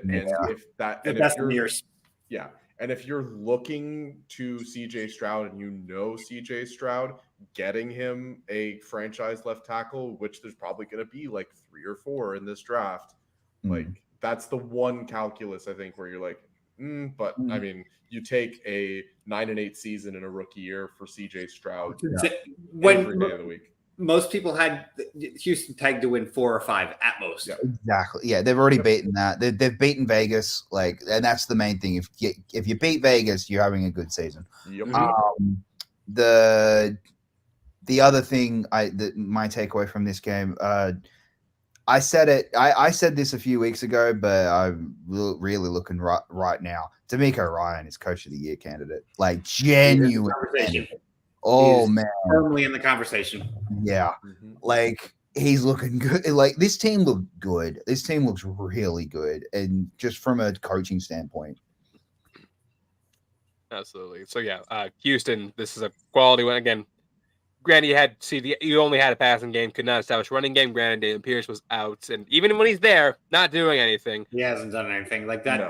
That's something that they can probably address in this upcoming draft in the second round anyway. So yeah. Unless he suddenly just gets back to form, because David Pierce is a good back. I'm not sure what the hell happened between last season and this one. But still, quality from the Texans, and such a bad loss from the Buccaneers. Not bad in terms of they played bad. It's bad, and it's a rough way to lose. Yeah, it's a pain. It's one of those 46 seconds. That hurts. Yeah. Those ones hurt. Should have stacked these games differently because we probably should talk about this one first. But the Indianapolis Colts versus Carolina Panthers. Yeah, I feel like Panthers fans felt a certain way about watching CJ Stroud do what he did and then watching Bryce Young do what he did in this game, which is 1 touchdown to 3 picks, at least one of them going back for 6. I think maybe 2. Look, Two of them did, yeah. Two. Yeah. The same guy. The same motherfucker. Yeah. Look, I don't think Bryce Young's a bust. I'm not willing to say that yet. But Jesus Christ, it's got to hurt. That's got not only is this got to hurt not only is it got to hurt seeing what CJ Stroud's doing, knowing there's a real chance you gave up Caleb Williams or Drake May for Bryce Young. Like a real chance you've traded away that pick. That's got to really hurt. Yeah, this is a bad team. This is a really bad team. Just no two ways about it. Which sucks because I like Frank Reich. Not And sure. here's the thing: is that Carolina, like this year, not only is this like a solid rebuild, they don't have much to look forward to next year. Yeah. So, they don't have their first round pick. I don't know how appealing. I know they said they tried to trade for a wide receiver and stuff. I don't know on the open market, like who's going to really be that enticed to go there. Yeah. And they're in for more than 1 year of pain. Like I'm thinking this is like minimum 3 years with the situation they're in. On the other side of the ball, though, the Colts are firmly in no man's land. They are firmly there right now. This year they are, yeah. This year, yeah. They're too good right now to be considered one of the worst teams in the league, but they are far from a quality team. And if Jonathan Taylor is showing sign, like it's been obvious he's gotten better as he's getting his legs back under him. That dude can't carry this team though. Like and Minshew can only do so much. They're in the unfortunate position where the quarterback that they drafted 4th overall is injured. So the year that is meant to be we're taking our lumps. He's going to learn the game. We're not going to be very good, and we'll get a high draft pick next year so that we can use to help him. Unfortunately, you're not getting any of the learning. And unfortunately, Minshew is good enough where you're probably not going to have a low draft pick to get a very good player. I think they'll be at like 11 or 12. Like they're going to be in that firmly in that spot you just don't want to be. It's not where the Bengals were, where Burrow got hurt. You knew, at that point we'd all kind of gone, Burrow's probably it. Like he looked good and then he got hurt. Right. And then when he got hurt, hey, we were bad enough that we could go get Jamar Chase. Yep. And so, whereas in this year, I don't know if they're going to be able to go get a player like Jamar Chase that's just going to fall to them unless they trade up, which I could see them doing, especially given Irsay is the kind of guy who will do that lunatic move. But not only that, given how many teams need quarterbacks, a player that we're like, and or offensive linemen. I don't think what's his name going to drop as a wide receiver, but I could see a number 2, the second best wide receiver dropping to 8 or 9, and someone. I think it might even be further than that with how many teams are going to be going for offensive linemen. Yeah, but you see what I mean? Like I could see them getting someone half decent. Yeah, I mean. They probably get Marvin's teammate, in all honesty. Yeah. Like, I think that'd be a pretty good fit. Mm. But I think their thing is that they've got so much money tied up in their line. You've got Taylor's contract starting next year. That's getting bumped up. He's getting paid twice the amount, right? And so, like, you've got a window, and you're starting to hit that window, and you needed it. It's the rookie quarterback thing. It's the rookie quarterback contract thing that's sort of plagued this league, and that lost year of reps, I think, is really gonna hurt Richardson going forward. I just want to say real quick, I did not put Mike back in timeout. Mike left on his own accord. I did not kick him out. No, it's gonna really depend. Like I agree with you. I think that this lost year of reps is gonna hurt Richardson unless Richardson is just able to pick it up and run. Yeah. If you know, like what we saw, he kind of was like he had elements of it. Unfortunately, he just got hurt every freaking game. Yeah. So if he comes in next year and he's able to just pick it up and run, then I think they'll be okay. But you're right. If he needed the reps, then that window is going to get real tight real quick, and they're realistically going to have maybe 1 or 2 years. And suddenly, with Levis playing well, CJ Stroud doing what he is, and with Trevor Lawrence, that's a tough division. This is now turning into a very tough division. In the hardest conference in football, because apparently, like, and I'm not meaning this joke, like, there's Watson, Wilson, and Pickett as the 3 worst quarterbacks currently in the AFC. Yeah. And Wilson's not even meant to be the quarterback there. That's it. Grounded. The one point I do want to make before we move on for the Colts, they're going to also have to pay Michael Pittman. They will. Him around, and that's going to make that window even tighter. Yeah, but we'll see how that turns out. You know what? Just for that, Jacob, you don't get to talk about this next game. New York Giants versus Las Vegas. I don't think that's a punishment. Well, okay, actually, it is, because I wanted to talk. I just wanted to point and laugh. This is the Mike McDaniels. This was the fuck you, Josh McDaniels game. I have never seen a team be so fuck you to an ex-coach than this game right here. This was a team playing with fun, a team playing happy. Oh my God, if there was ever a thing that was never going to get a coach, I don't even know if Josh McDaniels gets another coordinator job in the NFL, because of just how good this team looked without him. Yeah. It was bad. Conversely, though, on the side of the Giants, I hope you enjoyed the success you had last year. It's gonna be a little bit before we get back there. Not only did you lose Daniel Jones for the season this time, tore his ACL, done for the year. Tyrod Taylor still on injured reserve. Tommy DeVito in the game. Tommy DeVito and Matt Barkley have the keys right now. Matt Barkley's still on an NFL roster in 2023. What? Dude, that's all you need to know about him. That guy has gotten paid to do nothing for like the past 10 years. So that guy is a hero. The Matt Barkley's only 33 years old is the most shocking thing I've read this week. Real chance we've seen Daniel Jones play his last snap at all in the NFL. I don't know if I go that far. What team's taking that contract? Honestly, what team is taking that contract? Giants. He'll be first of all, Giants now firmly in the conversation for a QB in the draft. And after next season, they can cut Jones with minimal damage. So they're going to be a top 3 draft pick. I don't think the Giants win another game this year. I don't either. I don't with their schedule. I don't see them winning another game. But yeah, another team's not going to have to take that contract. They can just sign him for nothing. Sorry, but that's what I mean. If they sign, they're going to grab a quarterback. They're not going to play Daniel Jones next year. They're going to start their quarterback. Yeah. So Daniel Jones ain't playing for a year, and then he's going to get cut. What team's picking Daniel Jones up right now? Well, realistically, he's not a quarterback.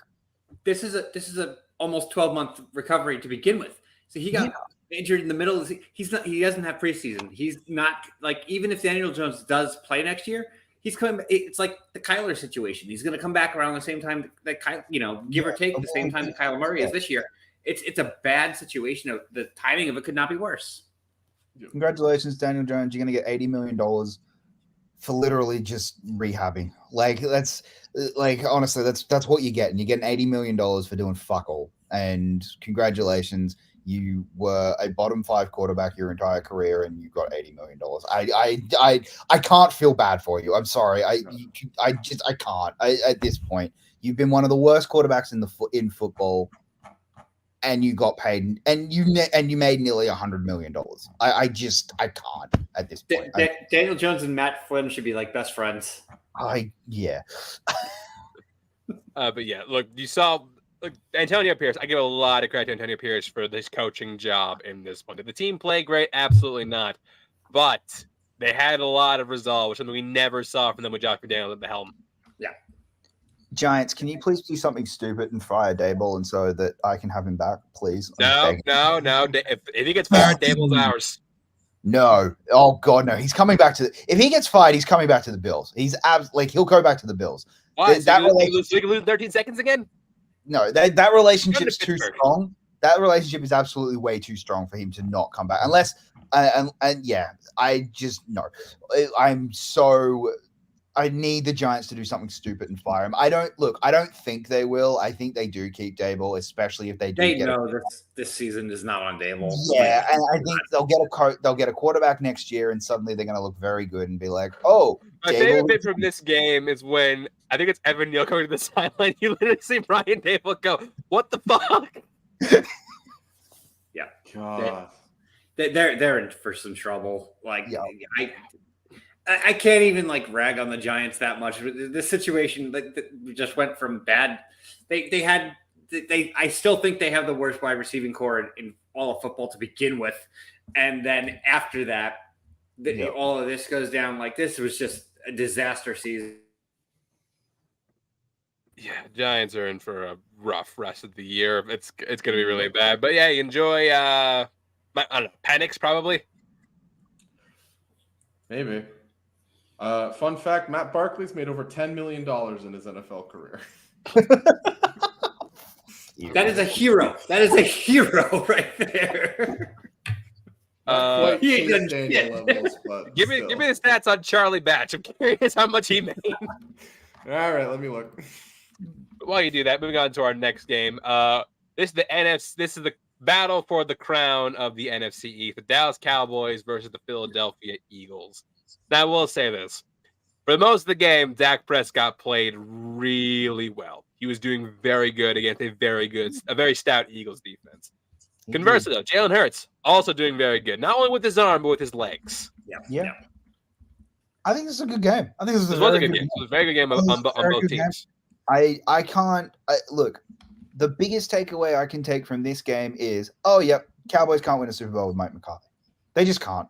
That's my biggest takeaway right now. Is no matter how good this team is, the 2-minute drill with everything on the line in the game, I can't. Mike, and it wasn't even clock management. He actually got clock management right. I was shocked by it.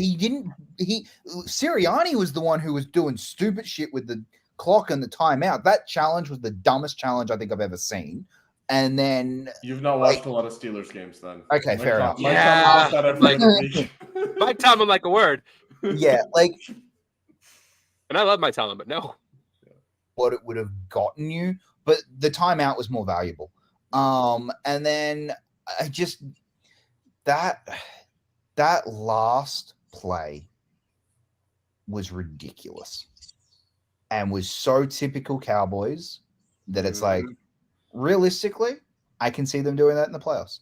I can absolutely see them doing it in the playoffs. Now, here's my one big caveat to all of this. I think the Cowboys can beat the Eagles in the playoffs. I think it's possible. And the irony is there is a chance they're going to see them, because if they get the fifth seed, they win that game. Eagles are the most likely, unless someone pulls off a miracle in 6 and 7 like last year, where everyone was going, Cowboys, Eagles in the second round, and then 49ers pulled off the miracle of all miracles. So and the Giants pulled off the other one. So I could see it happening.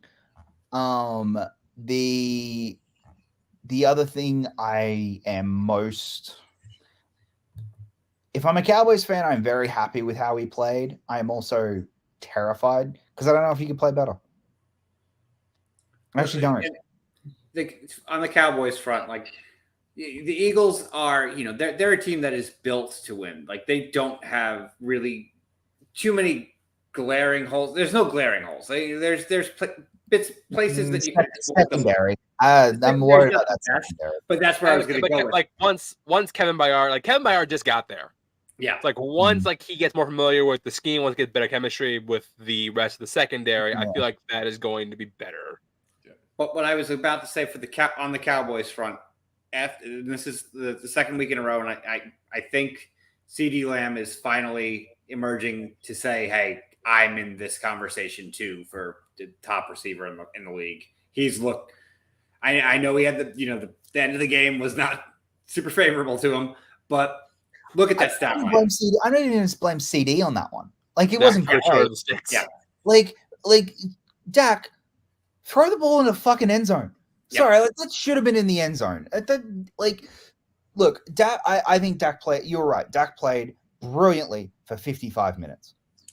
The last 5 minutes, I thought he had the step out of bounds, which was dumb. That was just dumb. I'm not even going to really criticize them for the touchdown that was short because that's just a tackle and like you can't really help that. Right. But the step out of bounds, that was dumb. The 4th down throw that he threw to what's his name?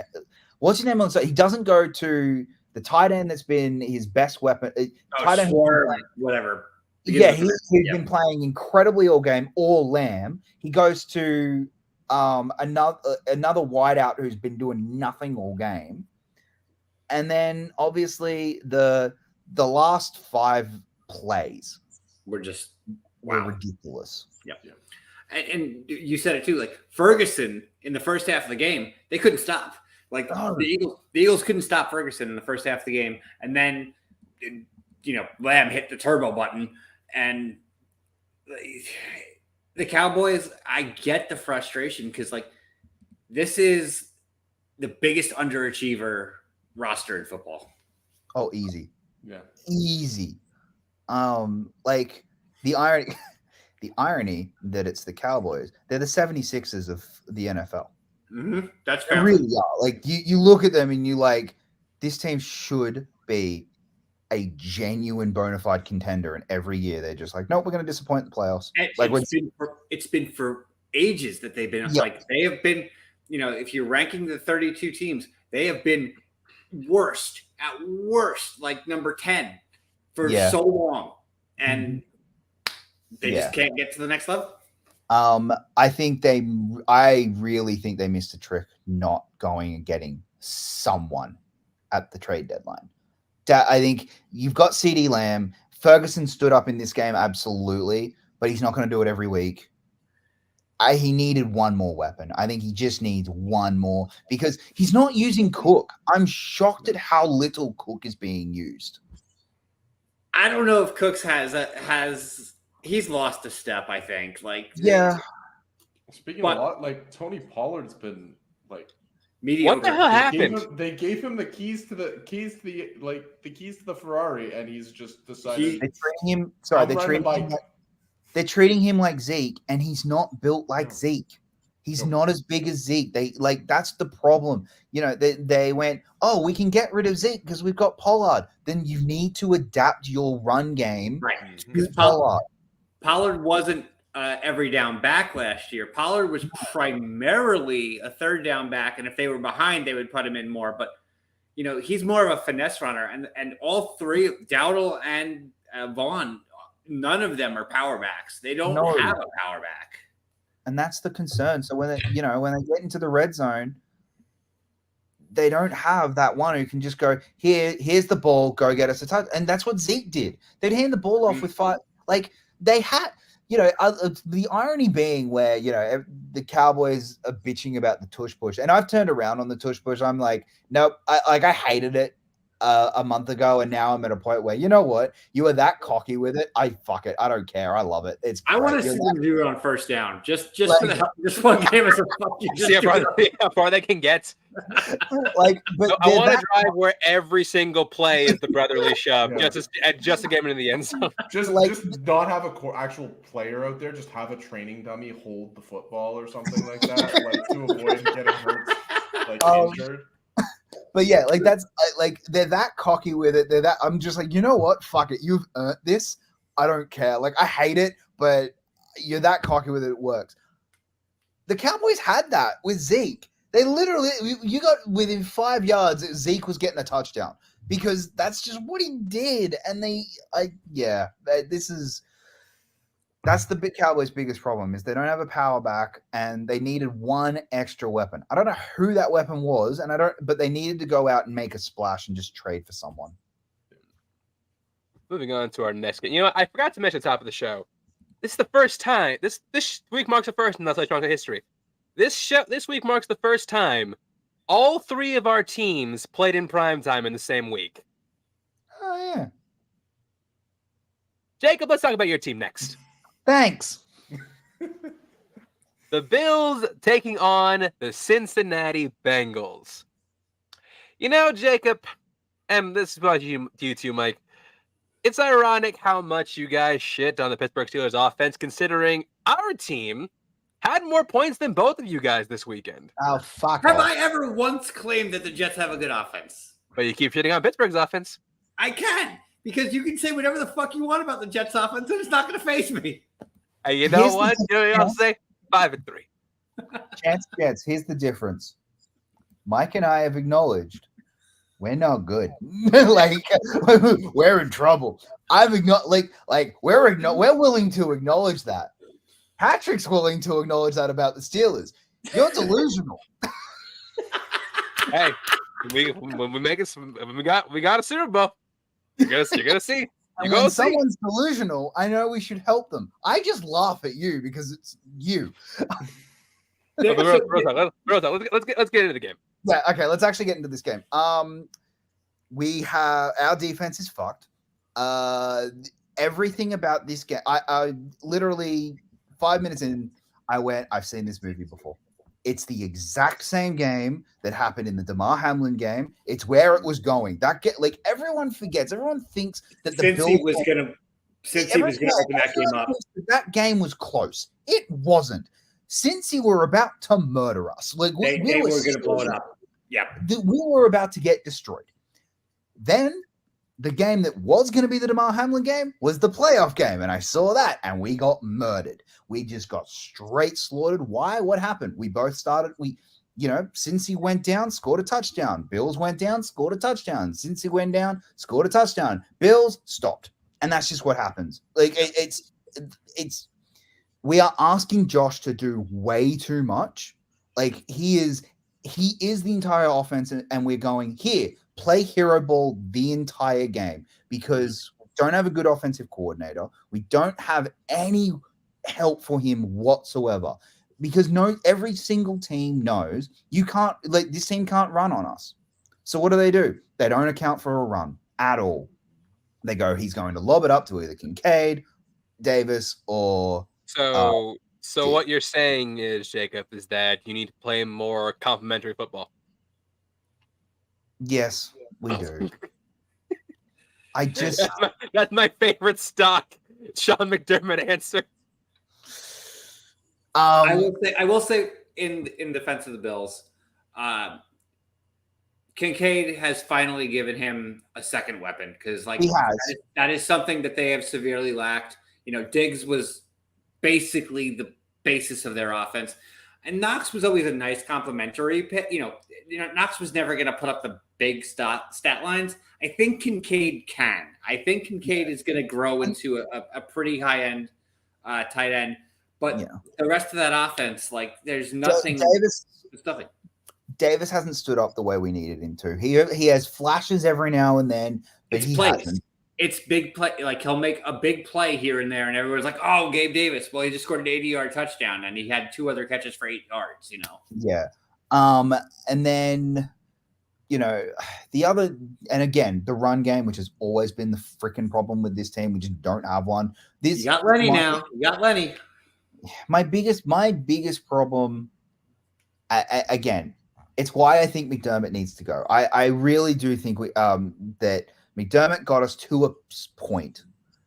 I don't think he can get us beyond that point. And I think he took us to relevancy. I think he made the Bills national conversation. They weren't 5 years ago. No one talked about the fucking Bills. They were a joke of a team. He brought them to national conversation. He brought them to relevancy. And I am beyond thankful for him as a coach to doing that. I think I do think what McDermott has done for this team is huge, and it can't be understated. I think he did manage to build this defense back up into a legitimate, like, we had a really good defense before it just got slaughtered in injuries.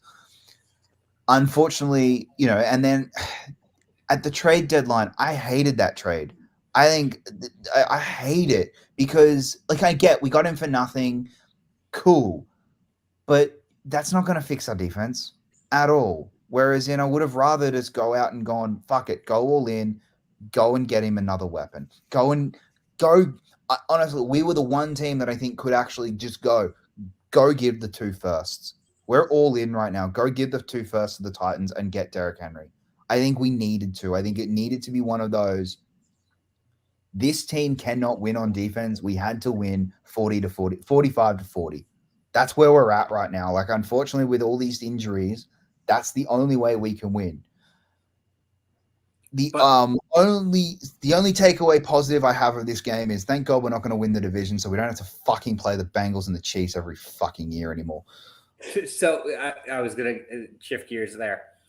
Talking about defense, the Bengals defense right now, They're good. They're good. They are sneaky good right now. Like, it's another one of those teams that I think was like the Falcons, that just was kind of off the radar. Yeah. That Bengals defense is good. And now that Joe Burrow is healthy and T. Higgins is healthy, I don't want to play Cincinnati. That is another team. Like, if you see them on your schedule, yikes! This is a team that is ready. Why do you see them on your schedule twice? Yeah. They are ready right now, and this could be scary for any team playing. It's fine. When we play Cincinnati, they'll give up 7 sacks and 5 turnovers again. It'll be fine. TJ Watt will single-handedly win another game for us. The single biggest problem that the Bengals are having is how good the NFC North is, right? Right. That's going to be the problem. Yeah. Is, unfortunately, they're probably not getting a home final. They're probably they're going to be they're going to be on the road the entire way. And here's the thing. I think they can do it. If there's a team that can do it, they've kind of shown we can win on the road. We can be gritty. They're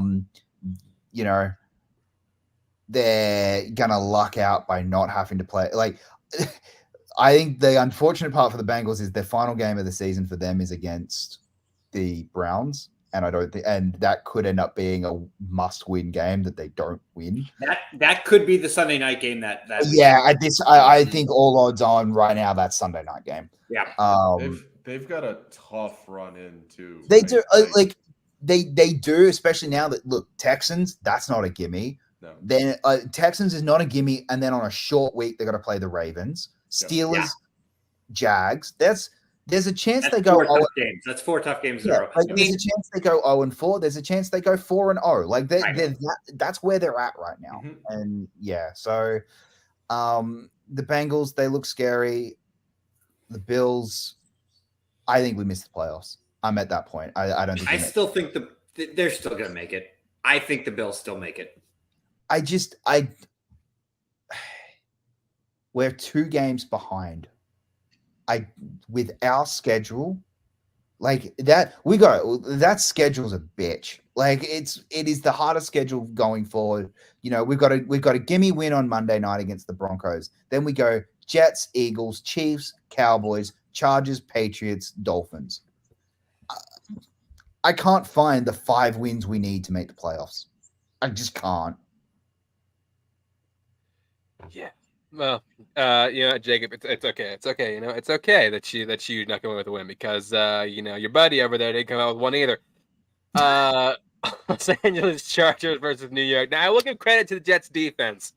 When you have Justin Herbert and you can hold him to under 150 yards passing, that's incredible. But when you're on the field for more than 40 minutes, that's another problem. Yeah. Mike, let me let you talk because I've talked enough. And listen, this game was a textbook. Jets come off a gritty win and just come and do this. When I saw everybody on ESPN pick the Chargers, I was like, oh. I mean, everybody picked the Jets. I'm like, oh, fuck, this is not going to end well. Did they? I didn't miss that. Yeah, everybody, the entire ESPN crew picked the Jets before the game. Oh, no. Yeah, I was like, well, this is done. Dear God, why? I didn't say that. I didn't mention that. The most hope, because I had no hope that the Bills were going to win that game, and then the most hope I had was everyone on NBC were picking the Bengals, and I was so excited.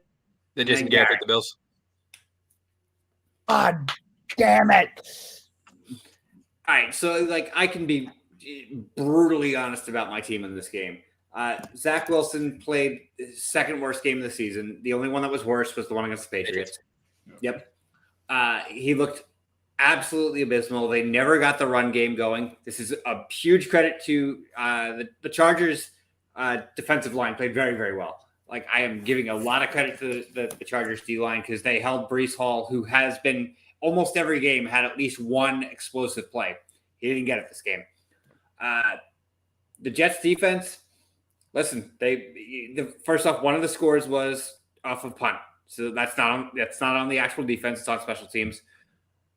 Jets defense played extremely well. Justin Herbert, who is one of the best passers in football, didn't get 150 yards. That's insane, considering how long they were on the field.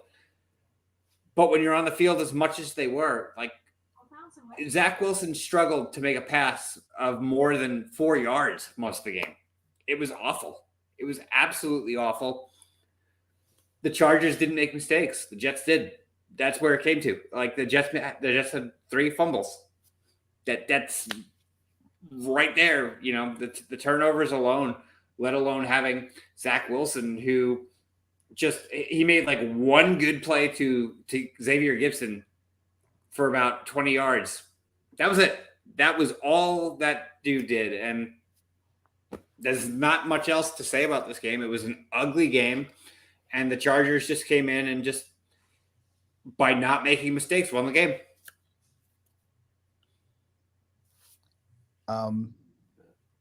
Zach, okay. I thought Salah's comment after the game was the most damning with faint praise I have ever heard in my entire life. Oh, what did he say? Well, it wasn't Zach Wilson's worst game. Like, Jesus. You have permission to clip that and put it in. Like, I don't need your permission, but I will do that. I will find that clip and I'll put it in. Oh, it's like, I'm okay with it. Christ. That's not a great comment. And here's the thing. He's actually not wrong because that Patriots game was abysmal. But Zach Wilson wasn't he wasn't the problem. He was a problem in this game. I thought the problem was the turnovers. And this game, I think, was emblematic of the problem that the Jets have had all season. Let's compare him to what happened to the Vikings. Their quarterback goes down with an Achilles injury. 2 days later, they go out and get another quarterback. They made a move. Yeah. The Jets, I don't know why they didn't. If it's ego, if it's pride, if it's, he was the number 2 overall pick and they didn't want to admit defeat. Yeah, which again, can we just talk about this insanity of that? Is, hey, like, you grab the number 2 overall pick. So was Ryan Leaf.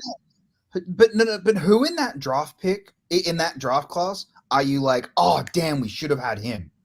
No one, like everyone after that has looked terrible. Yeah, that's true. Trey Lance can't get on the field. Mac Jones is somehow it might actually be worse than Wilson. It's basically the same as having Wilson. Yeah, and then Fields, who knows? Like Fields doesn't look impressive either. So like, that one makes no sense. And then not going out and trading for someone or going to grab Carson Wentz. Look at the Rams this weekend. They just went out. Stafford looked crap. Stafford's injured. We're gonna go grab Carson Wentz. Might not be much better, but he'll be better than what we've fucking got. And that's Zach Wilson. He's not good. Go out and get someone. He might be a little bit better. It's not only that; it's Zach Wilson in the Nathaniel Hackett scheme. Yeah, that's all. That scheme is built for Aaron Rodgers. That scheme is built for one player and one player alone. Yeah. Yeah. Are y'all getting him not stonks of the week? Zach, I'm fine with that. Yeah. Can it be not stonks if he never had any to begin with? Like, I think that's for Zach Wilson. Yes. Somehow they just keep going lower. You have no stonk, but it somehow still keep going down. I can't explain it. Yeah. Look, Garrett Wilson, you can't make that fumble. I'm sorry, like that. You cannot make that fumble. When Zach Wilson is your quarterback, you can't do that. Like Zach Wilson is not good enough to overcome you playing bad. You have to be borderline perfect if you're going to do this. The concern for this team is now that defense is getting demoralized. It's going to start it. It's going to start getting demoralized. And it's going to start looking like the Broncos last year, where it's like, well, why the fuck are we here? Like, who cares? Literally, like you are in a league that we were talking about before. You have Myles Garrett, you have T.J. Watt, you have Max Crosby, you have Micah Parsons. None of them were the defensive player of the month in October. That player was Quincy Williams on the Jets. And, hey, dude, you are on fire. Quincy Williams, you are playing lights out football, the best football I've ever seen out of a player of your caliber. But when you're on the field for 40 minutes a game. Yeah. But some of this is on Salah as well. Run the fucking ball. I get Bryce Hall wasn't doing great, but you've got Bryce Hall. Run the fucking thing.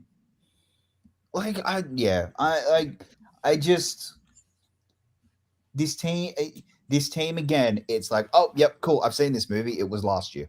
I've seen it. It's last year all over again. The last 40 years. I know, but they're not. But it's last year, and they're not been willing to acknowledge it and go, oh, this is what we're going to do to fix it. And I get Aaron Rodgers coming out and saying, oh yeah, I'm coming back. I'm coming back. No, you're not. No, Aaron Rodgers isn't coming back.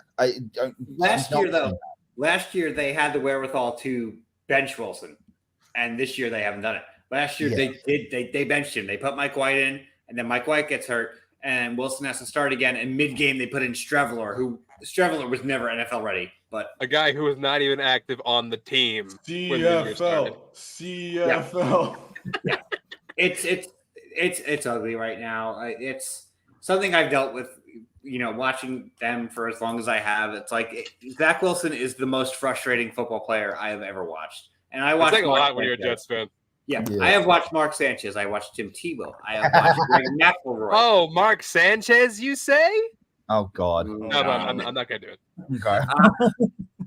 Okay. Seriously, the last time the Jets legitimately had somebody who was, I would say, like an actual franchise quarterback, and this is sad to say, but it was Chad Pennington, who was never great. But if the Jets of today had Chad Pennington back then, they'd be a playoff team. Oh God, yeah. Guys, if you had honestly, right now, if you had Carson Wentz, I actually do think it makes this a playoff team.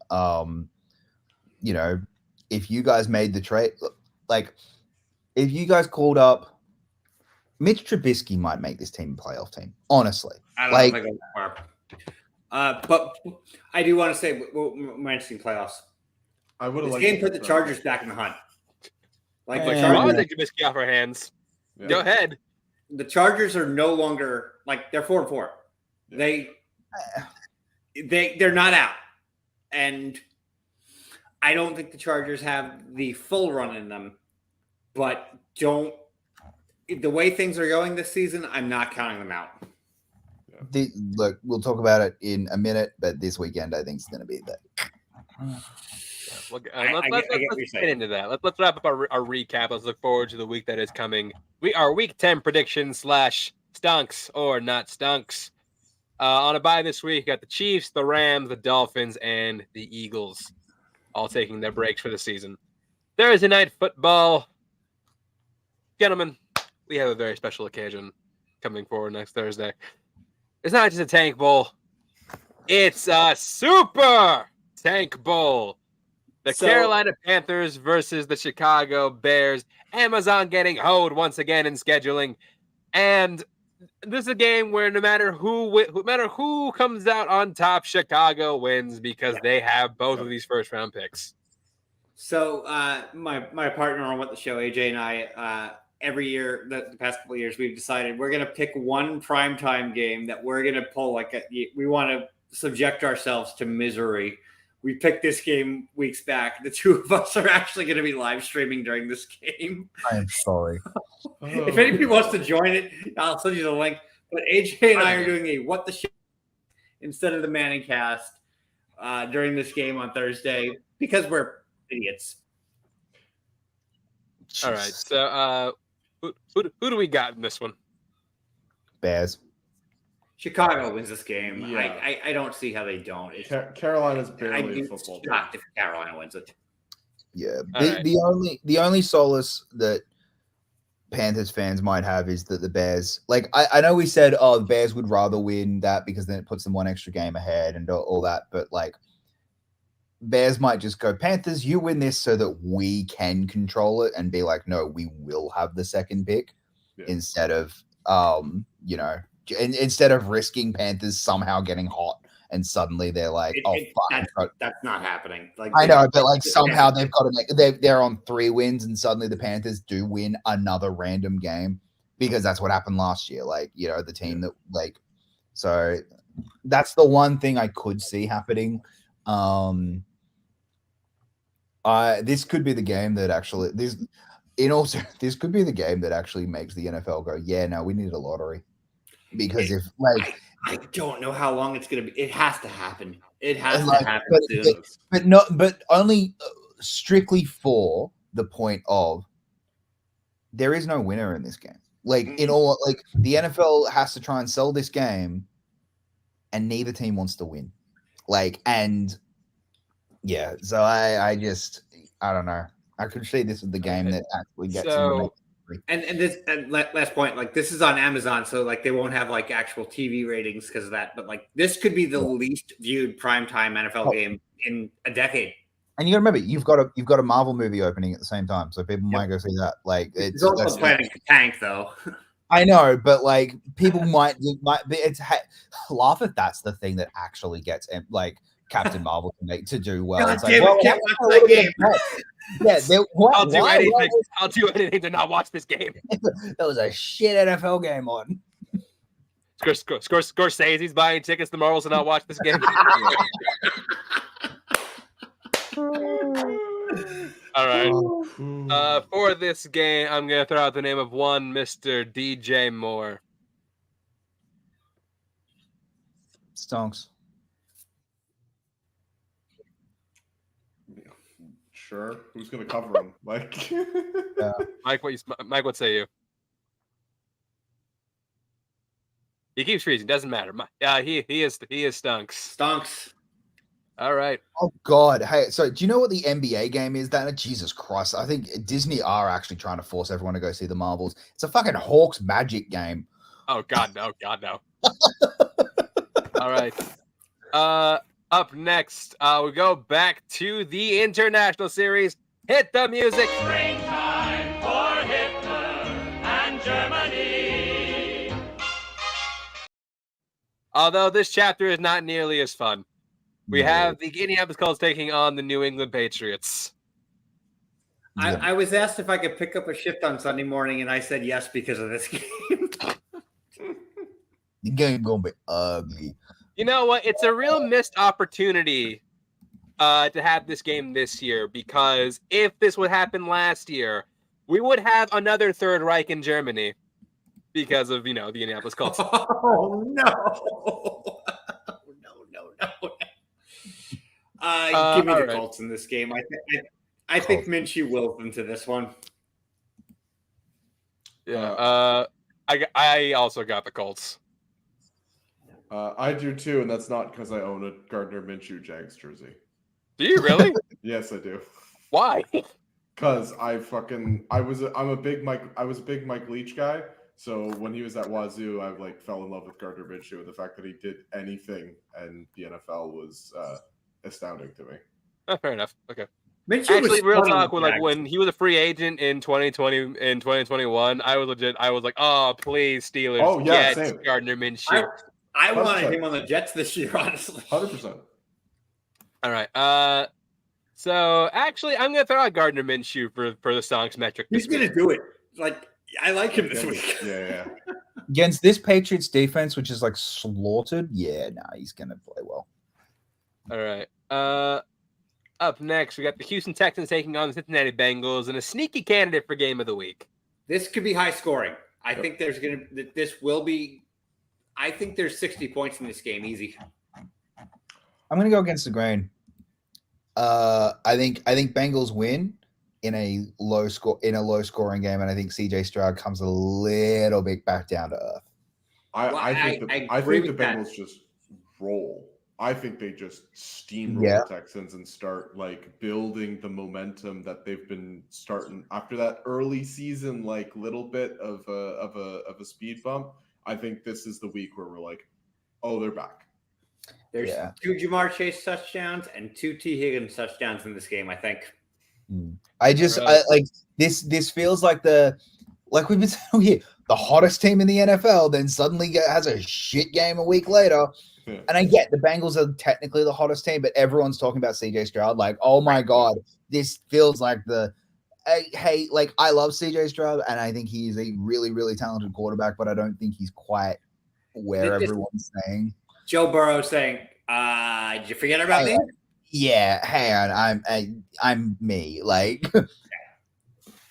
All right. So for this game, let's say Joe Mixon. No, I think they're going to be passing the ball. Actually, I think this is going to be Cincinnati putting their foot on the gas. I don't think Mixon's going to do fine, but it's not going to be huge. Yeah. All right, so not stonks for Mixon. Up next, the New Orleans Saints versus the Minnesota Vikings. I don't know what to think of this game. I don't either. This is a tough one. I think Saints. Flip a coin. I think Saints sneak out a win because I think Dobbs has a bit of a reality check. Because again, that Saints defense is actually very good. And it is good and talented, and I think Dobbs gets a little exposed. Well, that's the one I was going to bring up. Josh Dobbs is the one I'm throwing up for stonks in this game. Oh no, alopecia poppy Josh Dobbs. No. Sorry, dude. He's a Fitzpatrick. He'll look incredible one week, and a week later you're like, how are you a starting quarterback? Right. All right. Up next, the Green Bay Packers going to Lambeau to take on the Pittsburgh Steelers. Now, look, real quick, I will say, the Steelers were hyping up a big announcement this week or today. We were all praying that Matt Canada was fired, although we all knew it was not going to be the case. Nope. Where the big news is they're breaking out the block jerseys, which I'm always happy to see those. I will say that. I'm always happy to see those jerseys. Jordan Love's not it. This is going to come down to the defenses. Pittsburgh's going to win this game because of the defense. This is a bet you can get Steelers at -3, and I take that. And I agree. Oh man, this is a Steelers win, and at the end of it, there is going to be they're candidates. There's going to be that conversation of people are going, because they're going to beat up a bad team, and suddenly everyone's going to be like, the offense looks good, and you're going to be like, you see, Jacob, that's where you're wrong. You see, Patrick, I can attest. We don't do the whole win convincingly. No, you need to remember all 5 of our wins, 1-score games this year.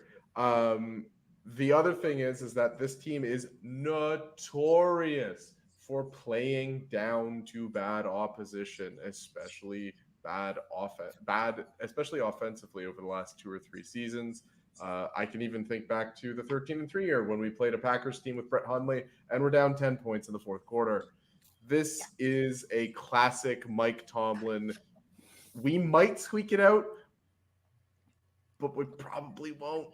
And I think the only solace for the Steelers is that it is at home, and they have been better at home than they've been on the road this season. So, I mean, I'm still going to back my guys to win this, but I think it's a little more. It'll be closer. It'll be closer than it has any right to be. Yeah. So I don't think Green Bay puts up more than 10. Yeah, I think I can see in this game Pickett having 2 drives. I think Pickett has 2 good drives. You mean that? 2 whole drives? I think he has 2 legitimately good drives. One,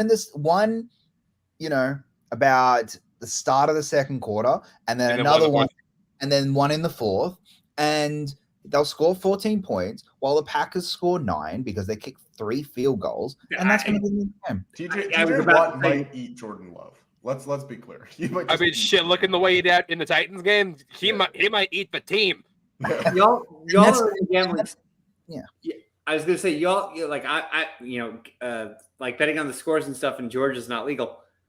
I am willing to throw you to I think the 3 of us should all throw like $5 each and bet on 14-9. Yeah, I'll do it. I might do it. I might do that. $5 for that. The 3 of us combine it and we just split it if we win it. 14-9 is going to be the final score of this game. And Patrick, I don't know if you know this, but we're contractually obligated. Everyone on the Steelers stunks. Everyone on the other team not stunks. I mean, to be fair, I think that's actually what's going to happen this week. So I'm not opposed to that. Well, I don't think everyone on the Steelers is going to be stonks, but the Packers, every single one. It won't be 14-9 if that's the case. Up next, another team. Another game. I don't think any of us know what to make of. Tennessee Titans taking on Tampa Bay Buccaneers. Don't bet on this game. Do not bet on this game. You can get Titans at -1.5, and I was like, I'm staying the fuck away from this game. This is a terrible game. Literally anything can happen in this game. Yeah, look, I think. Okay, honestly, I think Bucks win it. I think this is actually a really good test for Will. I think this is where are you? All right, where are you actually? Because if he puts up some points against this Bucks team, which has an okay defense, I think it'd be like, okay, cool. No, all right, you've got a really good running game and you've got a really good wide receiver. Let's see where you really are. But I think the Bucks are going to win this because I believe in Baker like an idiot.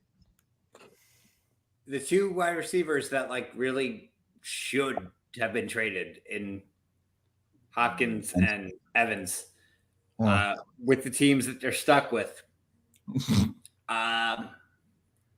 This could be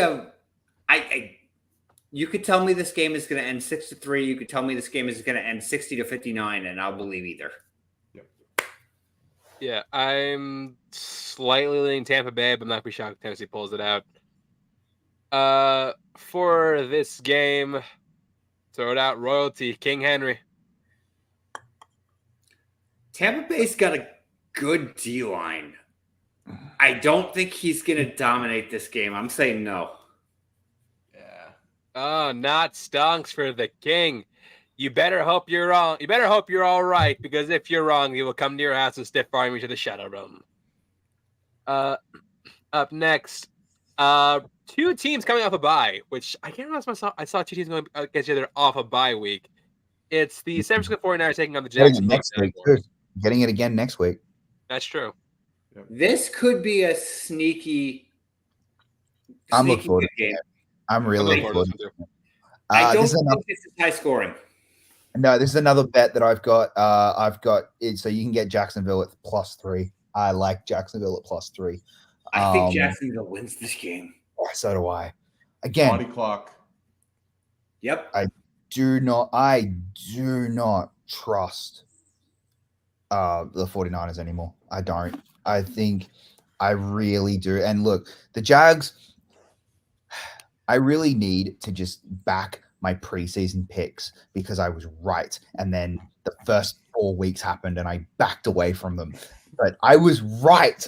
The Jacksonville Jaguars are looking half decent because they got a fucking easy schedule. And the 49ers are starting to be concerning because Brock Purdy isn't Tom Brady. Like, that's just what this game is going to be. And I think, Jacksonville win. That's why I'd take you're gifting me 3 points. Yep, I'll take it. All right. For this one, I'm going to throw out the androgynous wonder, Trevor Lawrence. I don't think it's him. I don't think so. I actually disagree. I disagree with Jacob on this one. I think it's Travis Etienne is going to be the reason they win this. All right. Well, 2-1, not stonks for T-Law. I think they stop Etienne and force Trevor Lawrence to throw the ball, and this is the start of Trevor. And at the end of this game, we're going to hear the inevitable: is Trevor Lawrence an MVP candidate? Like like that little bit of a higher register of is he? Because there hasn't been a player who has stepped up and planted their flag firmly as I am MVP. Mm-hmm. So I think that's where we go this week, personally. Up next, this is going to be a real interesting match. This is the Cleveland Browns going to Baltimore to take on the Ravens. This could be a dogfight. It's going to be a dogfight. This is going to be a dogfight. This is my favorite bet of the week. Right now, you can get Browns +6. Take it and run with it. I like that, actually, because this is going to be close. This is going to be the last drive. Yep, a 3-point drag-out fight. Look, Watson's not going to be good because Watson isn't good. I'm really curious about Lamar against this team. If I'm a Ravens fan, I'm fucking petrified about Lamar playing this team right now, because not because he's going to play bad or anything. I'm terrified that Myles Garrett is going to break his ankle or something. So, yeah. Is this a 4 field goal game for Tucker? Oh yes, I think so. Yeah. I'm going to take the Ravens in a squeaky. I think so too. I think it's so hard when you can't trust Deshaun Watson to do anything except lose. And attack women. Yes. Trust is a weird word used in that sentence, but sure, let's go with it. I also have Baltimore winning this game. I think this could be a last-second field goal win. All right. For the stonks metric, I'm going to throw out Amari Cooper. Nah, I think this is a drag out fight. So no, I don't really think there's going to be much throwing of the ball. I think he's going to get volume though. Like I don't know if he's going to score a touchdown, but he's going to get like 10 targets. And that doesn't matter. That's still 2 not stunks. All right, yeah. Up next, the Atlanta Falcons taking on the Arizona Cardinals. Now, real quick, before we get into the actual game, this is actually the cheapest ticket you can get this weekend. Now, I want to see, can any of you guess how low you can pay to get into this game? $2. $15. Patrick? 11. Jacob's the closest. 17. 17 gets you into this game. I hate this game because the 4:00 games, this is what I'm fucking stuck with as my local game. If I wasn't going to the Suns game, I'd actually consider going to this. Like, because I'd be like, hey, fuck, $15 to go watch a football game? Fuck yeah. Yeah, exactly. Might as well. But I'm going to the Suns game, so like I can't. All right. Does anyone want to look? If it's this is the big goddamn if Atlanta loses this, Arthur Smith needs to be fired expeditiously. Immediately. It has to be. Don't even board the flight home. You got to walk back to Atlanta to get your things. Go find Cliff Kingsbury's mansion in the desert and go live there. No, put him on the plane to Germany to go with Belichick. I know. Where did Cliff Kingsbury go after the season? Fucking Tahiti or some shit? Send it to Tahiti. Thailand. He went to Thailand. Send it to Thailand. Yeah. Falcons win this. But Falcons win it in an ugly game. This is unwatchable game of the week. Unwatchable game of the week. I agree. Agreed. All right. Stonks for Atlanta is so hard, but will Arthur Smith finally use one of his weapons? I'll throw out all three. I'll throw out all three of them. Drake London, Bijan Robinson, Kyle Pitts. Are any of them stonks? It's Pitts because it's the Cardinals, who are just notoriously bad against the tight end. All right. Yeah. So Kyle Pitts, he stonks. Yeah, let's say that. Yeah. If he's not stonks, Arthur Smith be fired anyway. That's fair. Up next, the Detroit Lions taking on the Los Angeles Chargers. This could be the game of the week. I think this could be an exciting game. This is Jacob gets divorced before he even married. Yeah. She not happy that I picked the Lions at -1.5. I think Lions win this and they win it pretty. I think the Lions win this too. Lions at 1.5. That's it. You can get Lions at -1.5 right now. Oh shit. Road game, Chargers coming off a pretty solid win. That kind of makes sense. No, I get it, but I think they're massively overreacting to the Ravens game. I think also people seem to forget Chargers have the worst pass defense in football. Yep. And Amon-Ra St. Brown is like they're gonna score a point, and Lions have a very good defense. Chargers do not play well against good defenses. It's happened all year. So the Chargers loses. I honestly think Chargers loses by 14 points. I think this is a bloodbath. Wow. I don't have it that much, but I got the Lions. Yeah.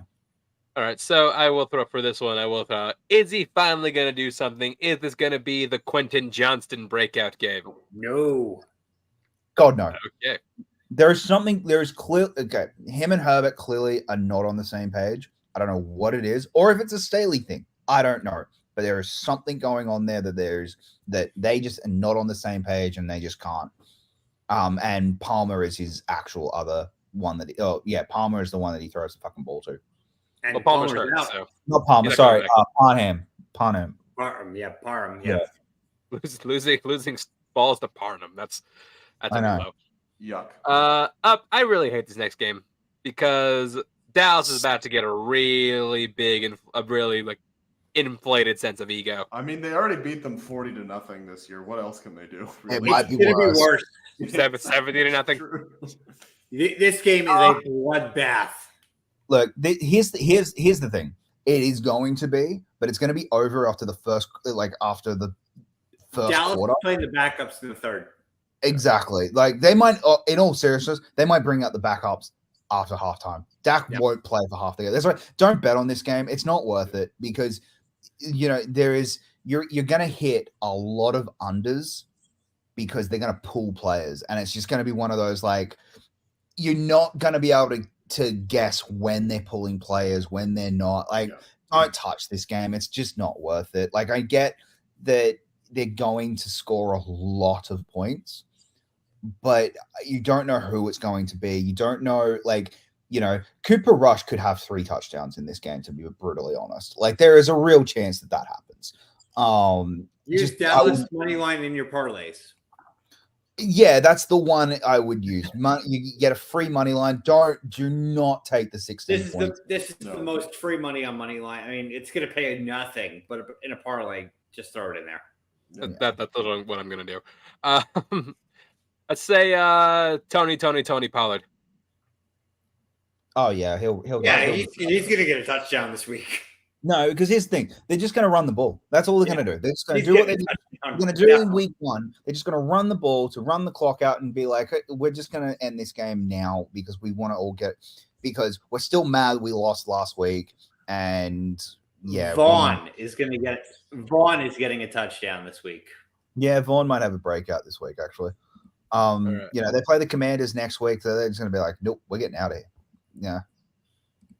Let's see. Up next, the Washington Commanders taking on the Seattle Seahawks. Give me the Seahawks all day. This is easy. This feels yucky. Just yucky football. It's going to be interesting Gino coming back down to earth against a really great team this past week. I don't know what his response is going to be. That they're at home, I think they still win no matter what. It's just going to be interesting to see what the win is like. Walker and Charbonnet are both going to run wild. That's fair. All right. For this game, is he once again going to continue to not write back? Geno Smith. It's not Geno. It's the running game that's going to win this. I think Geno actually has a half decent game, and the other reason I say that is because that Washington defense is now terrible. They just traded away all their best weapons so that they might actually they might give him they might actually try and get up his confidence after last week. Patrick, what say you? We had a tie. I mean, yeah, I think it's a no. I think I look at it, I'm just like, the vibes are off with Geno for me right now. That's fair. All right. And because the NFL hates us this year for some reason, Sunday Night Football, the Jets versus the Raiders. Does the NFL know that they can flex? Like, legitimately, do they know that they can flex games? I don't know if they do.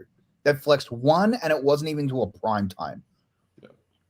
Here's the thing with this game. Like, this game is really tough because I don't know that the Raiders can do what the Chargers just did, and just make do against that Jets defense.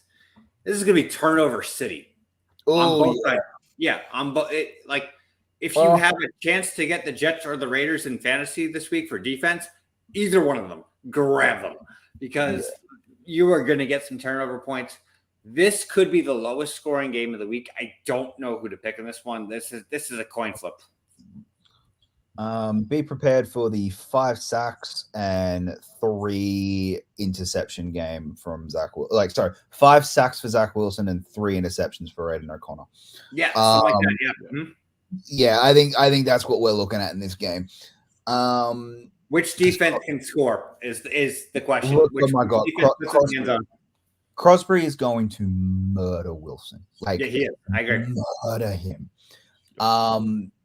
I think Raiders squeak it out because Devontae Adams is able to get a runaway. You don't think that they're going to have Devontae blanketed by Sauce? Yeah, maybe. I think what you're saying though is that who is the one player on either team that can make one play on offense, and Devontae is that guy, and that's gonna be the difference, right? Yeah.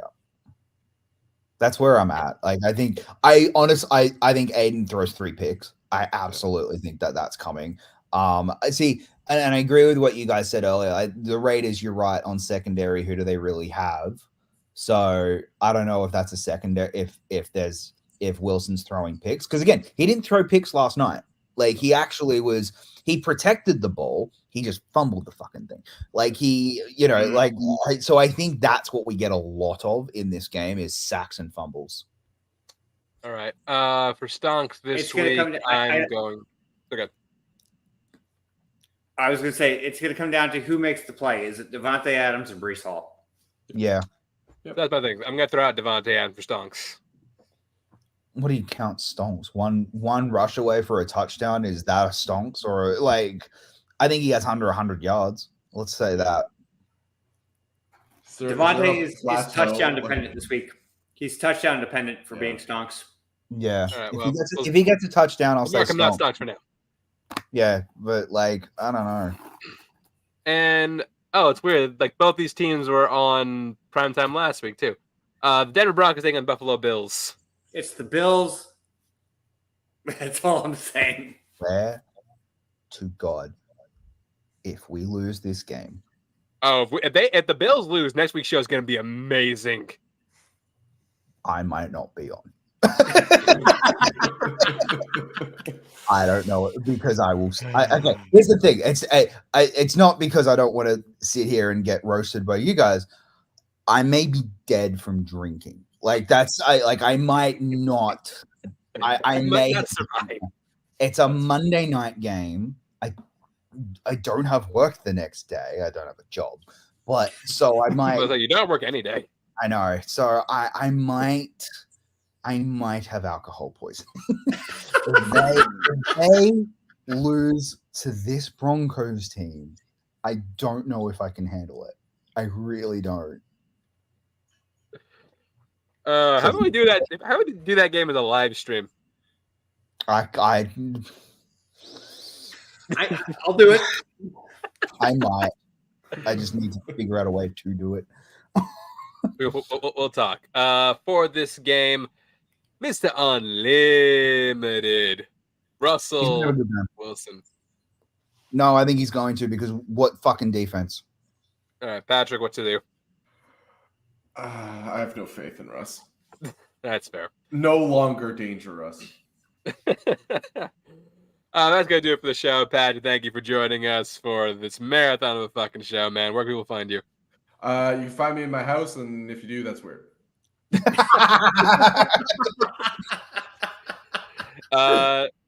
Jacob, where can we find you?